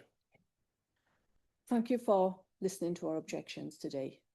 I'd just like to say, could you bear in mind with me, please? I have MS and it sometimes affects my speech. I can see that the planning officer has recommended approval of the development in line with the local development plan 2011 to 2026. I am hoping this committee will take into account what I have to say. Firstly, I would like to bring the committee's attention to the updated 2017 LDP. The original Welsh Government household projections for Powys from 2011 to 2026 were 4,600 homes. In March 2017, the Welsh Government issued new household projections while the LDP was being examined. The new figures reduced the housing requirement to 1,605 homes. The Council decided not to amend the LDP in line with the new projections, as I thought the latest figures were too pessimistic. Also, if the latest projections were used, the Powys LDP would start from a base need of 1,426 dwellings rather than 4,087. This would be an annual build rate of 95 dwellings per annum. The number of dwellings being constructed each year in the LDP area already exceeds this. The 2021 census recorded the population of Ustragynais at 10,585, which is an increase of 337 since 2011. This is similar in scale to the increase between 2001 and 2011, reflecting a long-term trend of population growth. Planning has approved upwards of 600 new homes in Ustragynais in the last 5 years alone. This is well above what's needed according to the updated Welsh Government figures. If the development is given the go-ahead, it will leave Ustragynais with approximately 750 new homes being built in 5 years. If you take the updated Welsh Government figures of 1,426 dwellings needed, it means Ustragynais will have supplied 50% of the homes needed to fulfil the whole of Powys County Council's updated LDP. The local education, health and dental services are struggling to cope already. If the development is proved, it will have a very negative impact on these services. Ustragynais falls within Southwest Powys submarket area with a 0% contribution to affordable housing. As such, no affordable housing will be provided as part of the proposed development, and this is in line with policy H5 of the Powys LDP. If there is no need for affordable housing, then there should be another reason for not granting planning approval. Dŵr Cymru has advised that the proposed development would exceed the current capacity of the local Welsh water treatment works. It also says that the existing water supply network in the area does not have sufficient capacity to serve the proposed development and may negatively impact existing customers. Persimmon has started advertising new homes coming soon for phase 2. They have also told people locally that they are starting in January 2026. As of December the 16th, there are 111 homes for sale within 1 mile of Ustragynais. If you increase the distance to 3 miles, it takes that figure to 195 homes for sale. That's from Zoopla. With the number of houses already in the market, I don't believe there is a need for a development of this size.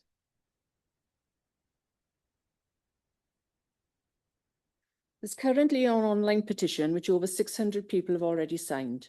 Our MP wrote to the planning officer about this petition. I noticed in his response to us that the planning officer did not seem interested in what local people have to say, only that they should object and comment on your website. I found it quite difficult to find where to comment on the planning portal. I have spoken to several people locally who were also unable to find it. Between the last 2 censuses, the average median age of Powys residents increased by 4 years from 46 to 50. The Planning Authority has not made any reference to building bungalows in the first phase. With the increase in age and population in Powys, shouldn't the Planning Authority insist that a proportion of new developments be bungalows? The site is located in Penrose, which is almost a mile from Ustragynais town centre. There are no amenities in Penrose, leaving it necessary for residents to travel to shops, work and healthcare facilities by car. This development will double the size of Penrose. As the Town Council have mentioned in their response to planning, the site entrance on the roundabout is not suitable for almost 200 homes. It's leaving approximately 400 cars using a single entrance. The roundabout is also positioned badly.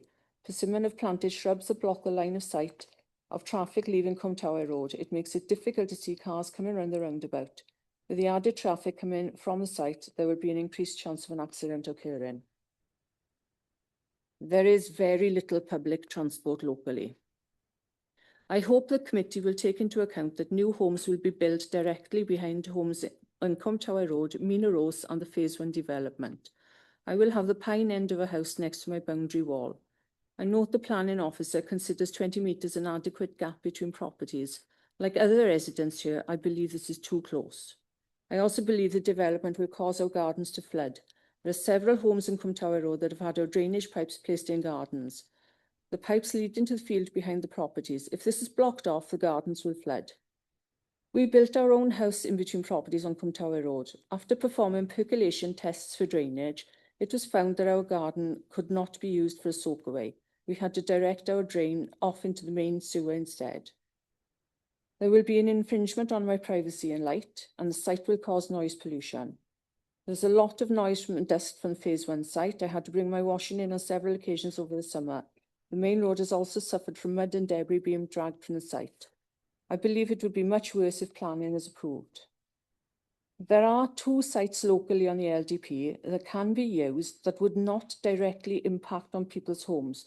Could these be considered instead? Excuse me.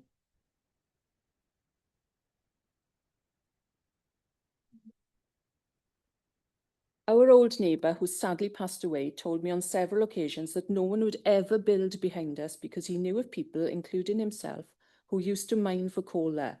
The Coal Authority mentions undocumented mining in the area, and I feel this should be considered when making your decision. No one wants a sinkhole. No gap is being left behind the existing houses on Cwm Tower Road for wildlife such as hedgehogs, newts, frogs, bats, etc. We have had 3 hedgehogs in the garden at one time this summer. Our pond has newts and frogs. We have a red kite visiting our garden almost daily. Ironically, the red kite is the emblem of Powys, yet the habitat will be lost. All this habitat will be destroyed if planning is approved. I'm hoping that you will take in all the above into account when you make the decision. I'd also like to ask following. I've had permission from my husband to speak on his behalf about a following very personal matter. My husband has suffered from PTSD since a work accident in 2014. He's been under secondary mental health services since then and has had some very dark times of suicidal ideation. His psychiatrist and CPN suggested he gets out into nature, but he found that getting difficult. Instead, nature came to us. Several years ago, we were visited by a red kite. She's been an almost daily visitor ever since, swooping down for food my husband puts out for her. He has a renewed interest in life due to this interaction with this kite and all the other wildlife that visits our garden. If the development goes ahead, we will lose our wildlife. This is obviously of great concern to me. Our community will lose a lot in many ways. And one more thing, the S106 suggestions of a bus stop and/or playing field enhancement is not enough. There is already a bus stop and signage within 100 metres of the site entrance. There is a wide variety of play equipment available in the local park. Persimmon is a huge company who will make an enormous profit if these homes are built. They seem unwilling to contribute to our community further than a bus stop, signs and some play equipment. Is this fair? No. Our council needs to put need before greed and vote no to this development. Okay. Thank you for listening to me. This is a very important development, by the way. Thank you. So, boss, thank you very much. Thank you.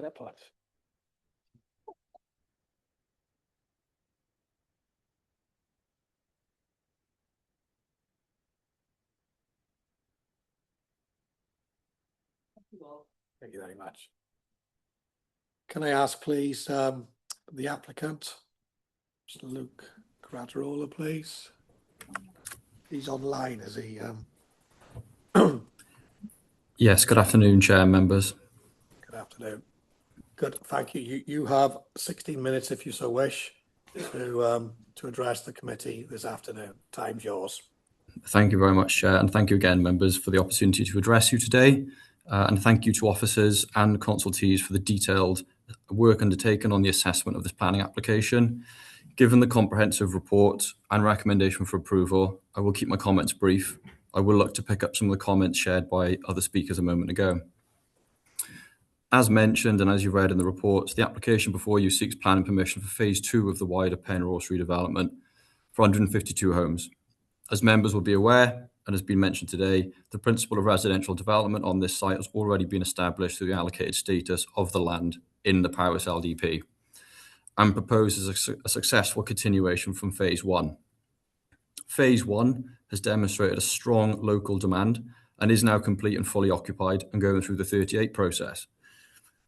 As I mentioned, a strong local demand for phase 1, with the vast majority of these homes, nearly 75%, purchased by residents from Astragunlais and the wider SA9 area. Our phase 2 application seeks to build on the success of for local people. The officer's report confirms that the proposal accords with the LDP and national planning policy context. It's located in a sustainable position within the settlement boundary, adjacent to existing housing, in close proximity to day-to-day facilities, public open space, and the school. The existing access is already in place from phase 1 to a suitable standard by Powys County Council highways. The layout, scale, and density have been carefully considered by the site's context, protecting neighbourhood amenity, and to provide a good standard of living environment for future residents. So in summary, the development will deliver 152 homes, contributing to local housing supply, a range of sizes of dwellings in line with policy requirements to meet every party's needs, access to public open space, including the delivery of play space on site. There will be 2 provisions of that, one equipped that will have at least 4 items within, as well as another area of play. There'll be a SUDS-led drainage strategy to manage surface water, which is going through the SAB process currently, as well as the retention of key landscape features supplemented by new planting. There has been a significant amount of technical work undertaken in support of this planning application. The officer's report demonstrates that all matters raised through the consultation have been carefully considered and appropriately addressed through the further information, amended plans, and imposition of a number of pre-commencement and various other triggering planning conditions. From a highway perspective, the Highway Authority is satisfied with no objections raised. As we've discussed, there is a Section 106 agreement which will provide a figure for sustainable travel improvements. In addition, Persimmon will be implementing the pedestrian linkages to the west to Minna-Ross and are going through discussions with the Highway Authority on those details. With regard to drainage, the submitted strategy confirms that the surface water can be managed on site with no risk elsewhere. These matters will be controlled through the separate SAB process, as I mentioned.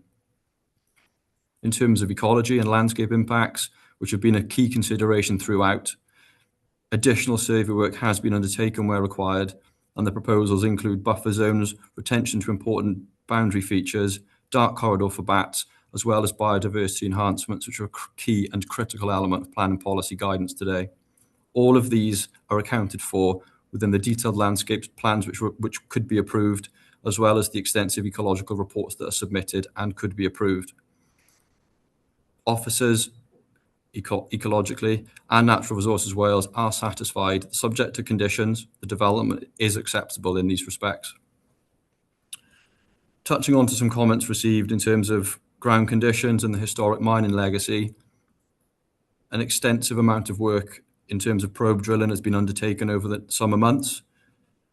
That extensive work has had to take place for various reasons, and we've had discussions with the Coal Authority as well as the Contaminated Land officers on our approach and the work undertaken. The Coal Authority do not object to our proposal, given the extensive work that we've undertaken and information that we've shared with them, and neither do Contaminated Land officers. Appropriate conditions are imposed, and we continue our dialogue with these relevant officers to enable a commencement upon site. I would wish to draw attention to the pre-commencement conditions that are to be imposed as part of the recommendation, which would need to be satisfied before any development could lawfully commence. In terms of the other comments mentioned, I would wish to just mention the play areas mentioned. There will be a LEAP, locally equipped area of play, and that will have at least 4 items. We'll be looking to have, subject to approvals, of course, enter into discussions with the relevant parties about what that could entail. Oh, excuse me, the lights have gone off.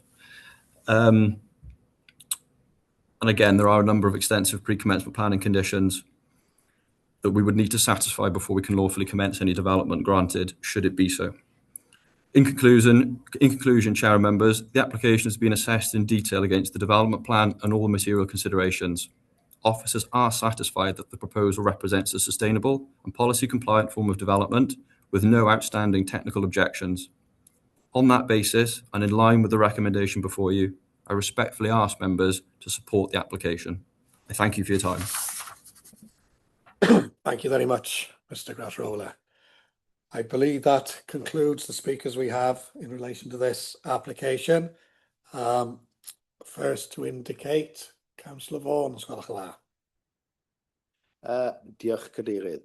A diolch i'r siaradwyr. Thank you to the speakers, and especially the third speaker, who I thought was spot on with the statistics used, actually, in my knowledge of Ystad-Gynlais area.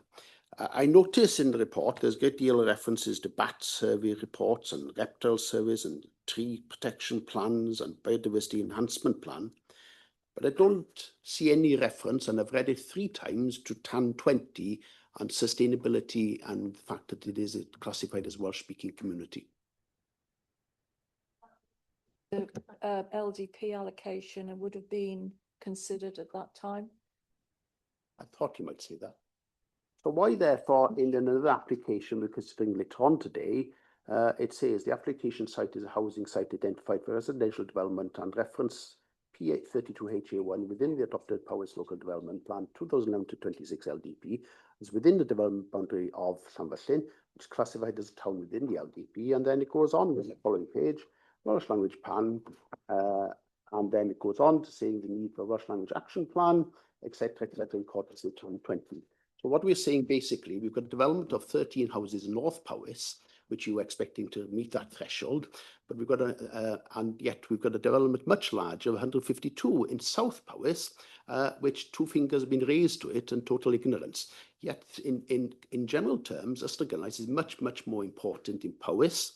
It's got 3,100 Welsh speakers, and what is in reality is, if you take the average of 2.4 people living in each house as the UK standard average, it means that over 10% growth in numbers of population will be with this development.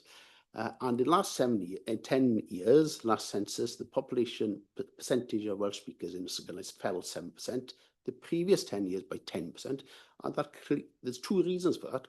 Overdevelopment of housing estates, as has been indicated today, and the second reason, because Powys historically has been slow in developing a Welsh medium education. So I would suggest that TAN 20 does apply and should be looked in accordance and in tandem. If it's good enough for Llanfyllin, it's good enough for Ystad-Gynlais.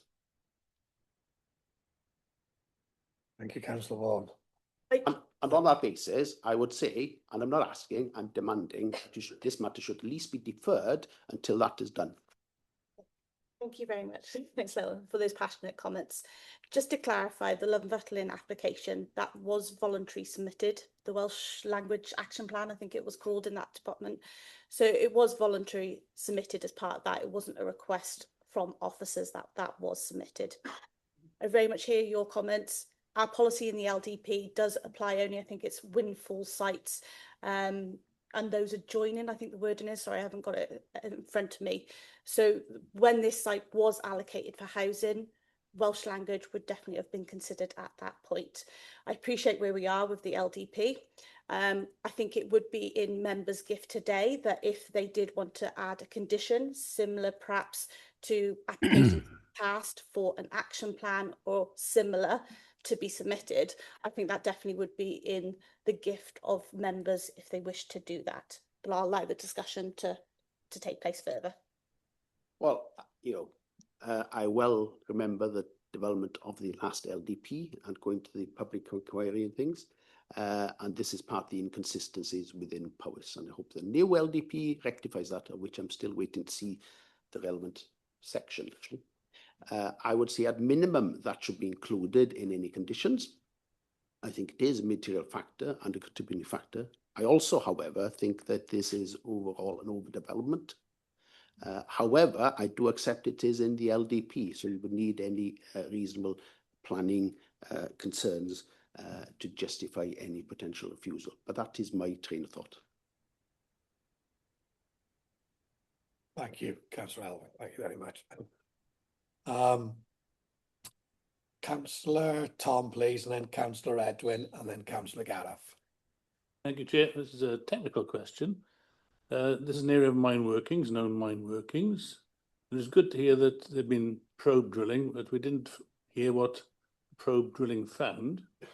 And also, I'd be very interested to know what the foundations of these dwellings are going to be. I mean, given its mine workings, are they going to be a raft foundation, which is maybe has got a bit more resistance to mine workings, or is it just some strip foundations which are less stable? The contaminated land officer, we have Anthony here, who may be able to answer more questions, but you will have noted that there are a number of conditions recommended from the contaminated land officer which have yet to be addressed prior to commencement. Okay, could we go through some of those, please? Can I? Anthony, would you be willing to add, please, Councillor Tom's queries? I can't answer, sorry, on stability issues. That's the Coal Authority. There's been investigation for mine workings at the site based on a record of a shaft from a Coal Authority mine abandonment plan. That's not confirmed, it's just a record. So investigation was undertaken to identify if the shaft was there. There was also the probe drilling undertaken to see if there's any unrecorded shallow workings beneath the site. So there was 9 boreholes drilled to a depth of 30 metres. There was coal seams encountered beneath the site between 20-25 metres at depth. They were intact seams. They were shallow in width. They couldn't be worked. So I mean, I know on the basis of those works that were undertaken, the Coal Authority is satisfied with the conclusions of the report that was submitted by the environmental consultant, and the recommendation from the consultant was for a watch and brief to be carried out for the potential presence of mine entries on the site as construction and groundworks are progressing. They Coal Authority only issued an informant on the basis of the report submitted. What we've requested, though, is that that recommendation be formalised under a condition. So they submit a method statement for that. Watch and brief for us to approve, and they'll have someone specialist on site at all time to ensure that if anything's encountered, then the appropriate investigation, assessment, etc. is undertaken. Okay, thanks for that. It's a very full response, and I would say that it should be in there as a condition, because these things, I know through my experience, are very difficult to find. So that's why we put conditions on, to make sure that if anything is encountered, it's dealt with properly. Thank you, Catherine. I think you have something to add. Just going to what Anthony just said. There is a requirement for a method statement to be prepared prior to commencement. Good. Councillor Tom, happy? Yeah. Thank you very much. Councillor Edwin Roderick, Scotland. Yeah, diolch yn fawr, Cadeirydd. Yes, I've got to carry on from where Councillor Colbert has said there. And they've already mentioned there is quite possible a shaft there, but it has not been found. Now, in part of my previous business, we've done a lot of open cast work. This has to be found if it is there, because it is an area of numerous mine workings. And it'll be too late when we get a sinkhole happening or whatever it may be. People's lives are going to be affected. People's homes are going to be affected. Otherwise, I go on this to looking at some of the design. And I do query the design when I look at the design of the estate, where there are so many dead ends in it. Now, I also represent Mid and West Wales Fire Authority. And on numerous occasions, they find they haven't got the access onto these estates. It is either blocked up by cars parking on the pavement or not able to turn around. And in this instance, we're going to see recycling lorries, etc. And I do feel strongly that many of these roads are not wide enough for this purpose. Now, Ystrad it's a lovely community. It's a very caring community.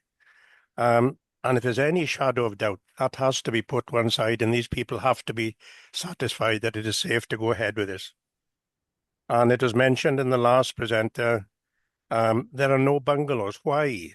We're an aging population, or even where we see houses for life, where they have inbuilt lifts or staircases, whatever it may be. And I really look to the developers here to address this situation, because knowing the Ystrad area as well, it is an aging population and many elderly people there. I really would be looking to some of these points that I brought up to be answered. Thank you, Chair.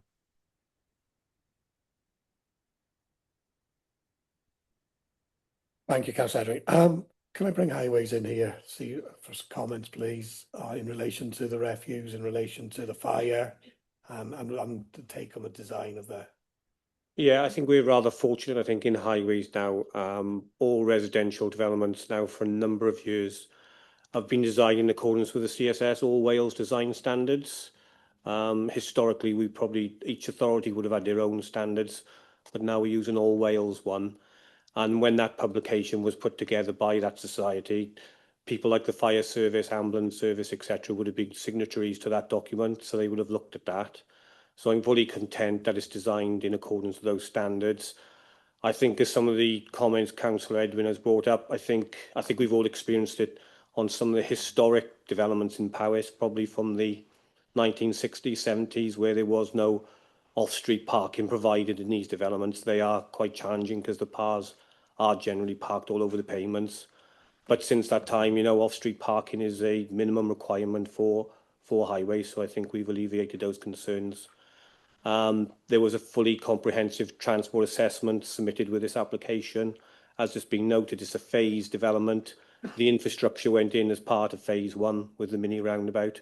That was commissioned with an independent road safety audit and raised no concerns. So overall, Chair, I'm content with this scheme that's been put forward. Thank you. All thank you. Edwin, would you wish to come back? Anyhow, no, I'm quite content, but I'm still quite concerned looking at the design, the amount of dead ends in the estate. And we really, I think, and I'm not the only one by the sound of it, we're looking for clarification. Being as it is, there are many mine workings in that area that we don't want to, down the road in a few years' time, oh, that's where the shaft is. So to the developers, please, please, please address that situation and come up with an answer. Thank you, Chair. Thank you, Councillor Edwin. So thank you. With that, I'm sure the developer will take on board your concerns if it's mindful of past to take. Councillor Gareth, please. Yeah, thank you, Chair. Can I just follow on from that point that Edwin just made? If I'm right, there's 40 plus houses in phase 1, and then there's another 150. So we're looking at around 200 houses accessing these combined sites from a single entry. I would expect to see at least a loop, so you had one entry in and one entry out. But you know, it seems to be. But I think that's something that needs to be considered. Can I raise 2 other points? Can officers just confirm what action, if any, the developer need to take around newt fencing, etc.? Because if it's a damp, wet area, I suspect there's a great crested newt there somewhere, and just to check what process they'd have to follow there. And I'm also concerned from where in a previous that we've had mention from the speakers that the schools are at capacity. And I see there's a comment from the local town council around section 106. Can I confirm whether either Powys or Newport Talbot education authorities were asked whether they wish to have a section 106 on this development? I see Gemma nodding, so I assume they were. And I assume there's a negative answer. Did they come back? So we have 2 questions there. So we'll take the schools first, please, Gemma. Just to confirm, it was raised, so I double checked. I think doctors was raised as well. So to confirm, on the application, we did consult with Powys County Council Education Department and the Teaching Health Board. So they were both informed of the application and consulted, and no comments have been received in respect to requiring additional financial support, Okay. shall we say. So no comments were received. Building on from Councillor Elwyn's comments as well, so did you not question with the Port Talbot, because the Welsh medium provision for the Ysgolhaig area is actually delivered by Ysgolhaig Ysgolhaig for secondary. So, and pardon? Yeah, sorry, the Welsh medium secondary provision in this area isn't delivered through Macedonian and Ysgolhaig. It's actually delivered by Ysgolhaig in Ysgolhaig, and I thought they should have been a consultee around section 106.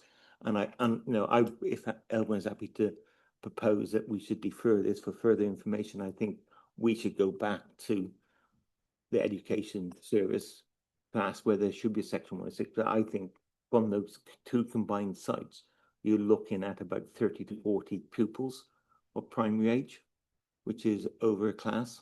And I'm not sure what capacity there is in the school in the Penrose area. Thank you, Councillor Gabb. Gemma. Just to confirm, no, we haven't consulted to those bodies outside of Powys. Yeah, no further comment. And who wishes to talk about the fencing in relation to on the outskirts and the nits? Ricky is here. Yeah, Ricky, are you? Thank you, Chair. Yeah, so there wouldn't be a requirement for newt fencing for this because there aren't any ponds within 250 metres of the development. So most, like 93% of newts would be within around 90 metres of a pond. They've done surveys. There's no evidence of newts on the site. They've done reptile surveys. And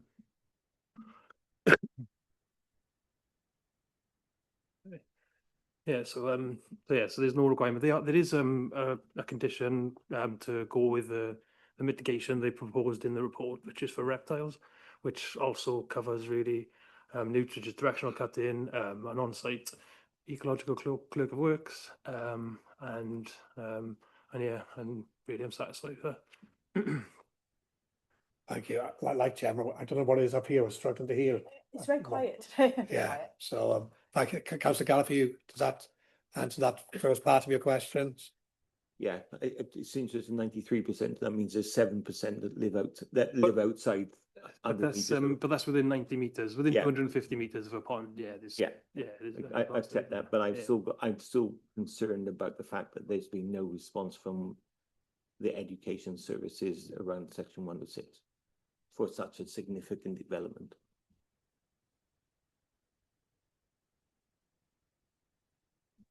Thank you. I shall move on to Councillor Gareth Pugh and then back to Councillor Elwyn, please. Thank you, Chair. Yeah, I just feel a bit uncomfortable going to the vote with this. We heard the local members saying that local services are overwhelmed. We just talked about the schools. There's no dentist. There's no affordable housing. There's no social housing. There's no benefit to the community. There's no cycle routes. We've also heard of another objector that the infrastructure, the water, the drainage, the sewage is all over capacity. How are we meant to sit here and push 150 houses through without addressing these things? I really feel uncomfortable for allowing 150 houses with what we've heard, with the local knowledge of the local member and another local objector, unless, officer, you can tell me that you've satisfied yourself, because I'm not satisfied. Welsh Water, for example, have come back and they are currently working with the developer to produce the hydraulic modelling. What's the word? So they're currently working on that to resolve any sewage and water supply issues. In terms of the remediation of the site, we have conditions on them to address those matters. What were the other things you asked? Well, no, it's nice to hear that you're addressing that. We hadn't been told that. Local services are overwhelmed. No affordable, no social housing, no benefit to the community, no cycle routes. There just seems to be a lot of issues here not addressed to go and put another 150 houses there. In terms of the affordable housing, Astragunlice is within the area where there is no requirement to provide affordable housing, or as you put it, social housing. There is a mix of housing on the site, including 18 one-bedroom apartments. That may well address what would be a proportion. But in terms of policy, if there is no requirement to request affordable housing, we can't do that. About Astragunlice and not affordable. I'm happy enough with that.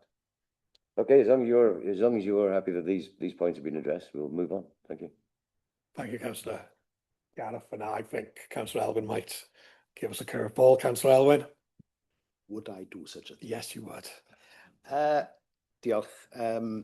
Yeah, basically, I think there are, in many ways, I think this has many issues. I'm particularly concerned with the conversation about Welsh water and sewerage.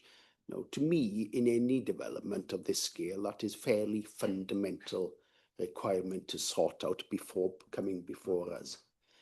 I've already mentioned in terms of ideally, I would have liked to see a language action plan, because even if it's on a voluntary basis, and I would hint to the developer, that would be much appreciated. And I likewise, the fact that we haven't got a response from education in Powys and Neath Port Talbot hasn't been consulted at all, I think that is also quite an important aspect. And that's why I would move that this is deferred until those matters are resolved and we have a full and coherent picture of the proposal. Thank you, Councillor Elwyn. Gemma. Thank you, Chair. If I could just come in at this point, just to perhaps raise some facts or hopefully something that might ease members. So as Cass referred to, we have got condition 4. So in relation to the Welsh water, we have got condition 4, which clearly states that no development shall commence. Now, I do just want to kind of put reassurance to members, I suppose that is common.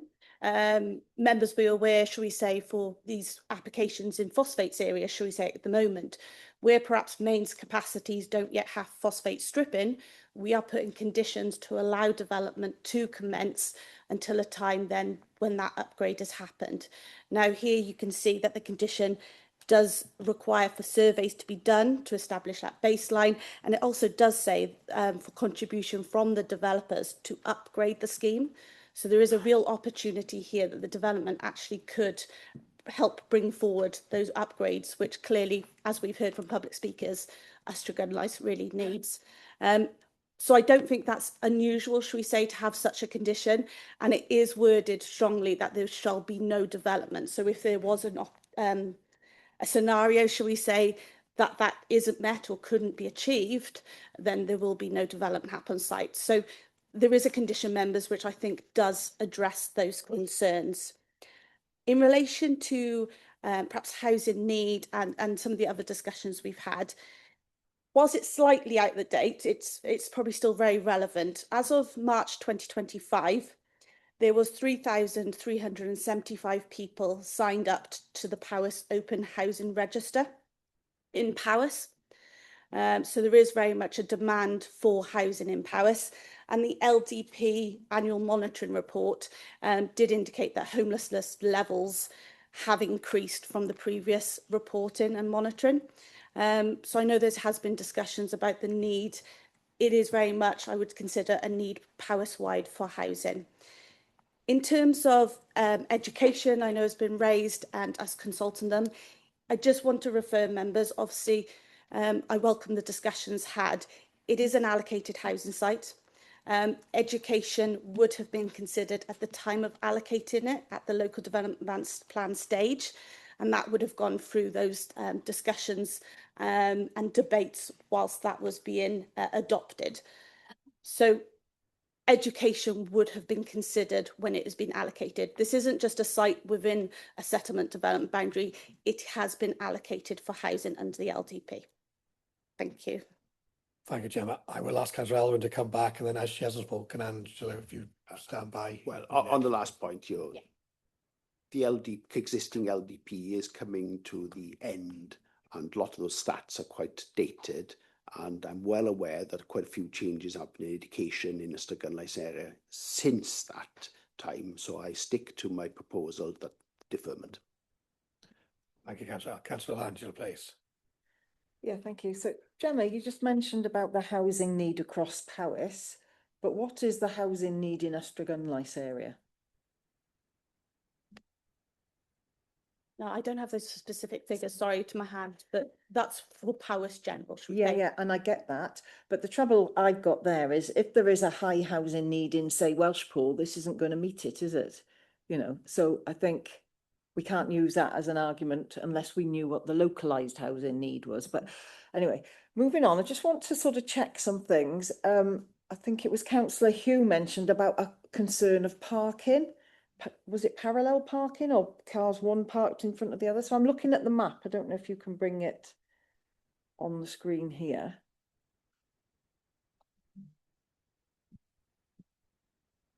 So are there any, I can't quite tell, perhaps I need stronger glasses. Are all the parking, can all those cars park in and out of their own bay without having to move another car? I think that's what Councillor Hugh meant, that the way the parking was meant that one car would park behind the other. Hold on, Scott. Can all the cars be drive in and out of their own space? They're not going to be blocked by another car. Yeah, my eyesight is not good to see the plan either. But what I would say on that is not uncommon to have that arrangement. You have one car behind the other. That's very common in the States throughout the years. It's never been an issue. Right, okay. I just wondered, would that be an issue if it drives one car onto the road? You said about the point of having private. Can we have one meeting here? I'm hearing voices in the back.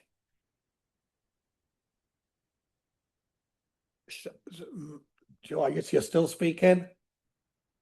Can we just have one meeting here, please? Thank you. So the parking thing, because we've talked about, Edwin has highlighted a concern for emergency vehicles. Paul here has told us how important it is to have that off the road parking. So I just want to check this. All of these parking spaces are accessible one at a time. Because if one car has to park and another comes behind it, I can imagine in my house, I wouldn't want to be blocked in. I'd park on the road. So it contradicts what's been said. I think I can just trying to speak be with the clear. plan a bit clearer. I've got it on my laptop. So there's a mixture throughout the site. So there is a number of properties that have side-by-side parking spaces, but there is then some that have also got, as you call, behind each other as well. Thanks, Paul. Yeah, you'll have some of those nose to tail scenarios, and as I say, it's quite common in any estate you'll drive in and see. I take your point. You could block a car in, but it is how it is featured, and there's nothing in a design standard to say that that's not acceptable. Okay. Okay, that's a bit of a concern, but okay, if it meets the standard, I suppose there's not much we can do about it. The other one that was mentioned that hasn't been cleared up for me is the active travel. So in the wider, we've talked about bus stops, but active travel, can people walk from here to the amenities safely? I think it was mentioned by one of the speakers, there's no safe route to the school. Yeah. As well. Which seems a really bad idea. If we're promoting as a county active travel. Catherine? There are to be, or is to be a footpath link through into Minneros. And will that allow them to I don't know walk? which school you're, talking about. One of the speakers, I'm not sure which one mentioned. It's either Gulligoocum or Broto. It's the one on the Penrose. It's by the social services building up. So back up Brecon Road. On the opposite side of the A road. Yeah. You've got to cross Main Road, but I think there may use crossing that. I think there is. I think looking at that, if it's where I think it is, they would need to come through phase one because you couldn't get a footpath through Cumtowie Road. Right, members, I think we've had a proposal for a deferment. I've not had a seconder. Councillor Gareth, thank you. You're about to have it. Pardon? Yeah, that's what I was. We That's seem why I to be put my going hand- around here with a number of issues that are concerning the planning committee, which need addressing. So unless I hear somebody saying, first of all, can I take it to a vote that we go for deferment? And if that is the case, then we will look for the reasons that the committee are looking to be addressed. The other way around. To then go for the vote. Okay. So can we have clear reasons of members, as concise as you can, please, for why we're looking for deferment on this application? Well, there's three things that come to mind. First of all, I would like to see the issues with Welsh Water and the sewerage actually sorted out and confirmed, to not just as a condition, but brought to us, because I think you can't have a development if that's, you know, haven't got water basically sorted out. The consultation with the schools, and then the reference has been made to the mine shaft. I think those are three key aspects that need sorting. I concur with that. Hands, Councillor Gareth Pugh, is that a legacy hand? Councillor Gareth, is there any members at home here wishing to add to those three reasons that Councillor Elwyn has just given? Councillor David Selby, please. I would support Councillor Elwyn, Chair. Who was that? Edwin. Councillor Selby, your hand is up, please. Yes, it is. Chair, we're looking at something that we rarely look at in Powys, and that is a big housing development. To start with, I welcome that in terms of what it's doing for the economy and of the locality, as well as Powys as a whole. What lots of issues, quite rightly, have been raised by local residents, which could have been sorted out to some extent earlier. What we're talking about, the test is, have we got a condition that looks at that particular issue rather than a deferment? And I think every time I hear an answer or look at the paper myself, I see that point has been raised and is being examined and is being conditioned. A deferment will do nothing other than defer, because you've still got to go through those conditions. So I'm not sure what we're trying to achieve, other than... I hear what you're saying, Councillor Selby, and I agree with you on two of the points raised. However, the education one is the one in my mind, which is the main one that has not been addressed or covered off via a condition. That's how I'm seeing it here, and I see people nodding as well. Councillor Tom. Thanks, Chair. Yeah, I was just going to agree with Councillor Selby there. I think that and yourself actually, you just said it. The water issue certainly doesn't need to be solved at this stage. The mine shaft, I know from personal experience, being a chartered civil engineer myself, I know that's already mentioned earlier on in the meetings, that and looking for these mine workings, these old mine workings, is quite difficult, and it's probably the best left until the time when the construction is taking place. So I think the conditions have been met, except, as you say, for the education one. Thank you, Councillor Tom. Members, from what I understand, speaking to Gemma and Rachel now, the only really good reason for deferment is the school at the moment. What are your thoughts on that? Because ultimately I'm in your hands. So, Chair, sorry, I've just butted in, haven't I? Could we add as conditions then that the questions to the schools, we need to be satisfied that there is enough space in all the surrounding schools, and could we add a condition along the concerns about Welsh language? And would that tie up loose ends that we're concerned about? Yeah. So we could add a condition for the Welsh language, as we discussed an action plan. In terms of education, no, I don't see how a condition would work in that respect, because it could be that they need to do an additional funding, like we've heard, through a Section 106, etc. So that would have to be done prior to determination to inform the legal agreement if there was to be a contribution. So no, I don't consider that the education could be conditioned if that was the outcome of any further consultation. Thank you, Gemma. So you've heard everything. Members, is it your wish to go to the vote for deferment? Well, education is, Councillor Gareth mentioned earlier. I think, why not? get that sorted and come back to us. And to be fair, Chair, I think that could be done very, very quickly. It's only looking at capacity and projecting the numbers. Members, I've had a proposal and a second to defer on the reasons of the education. Steve, are you able to put that into the chat box? Carry on, please.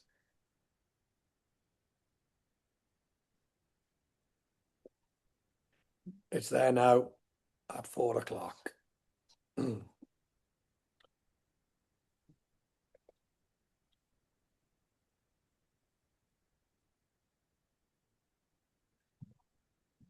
Go.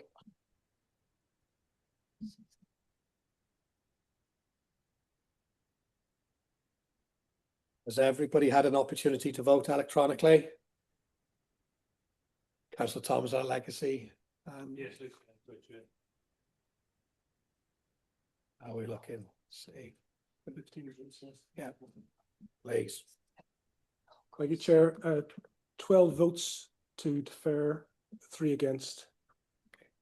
Thank you. So the proposal to defer the application has been passed, and we will bring that back. Members, a quick 5-minute comfort break. Very quick, please. It is 4 o'clock, and I know some have to go. Yes. Other than Gareth, John,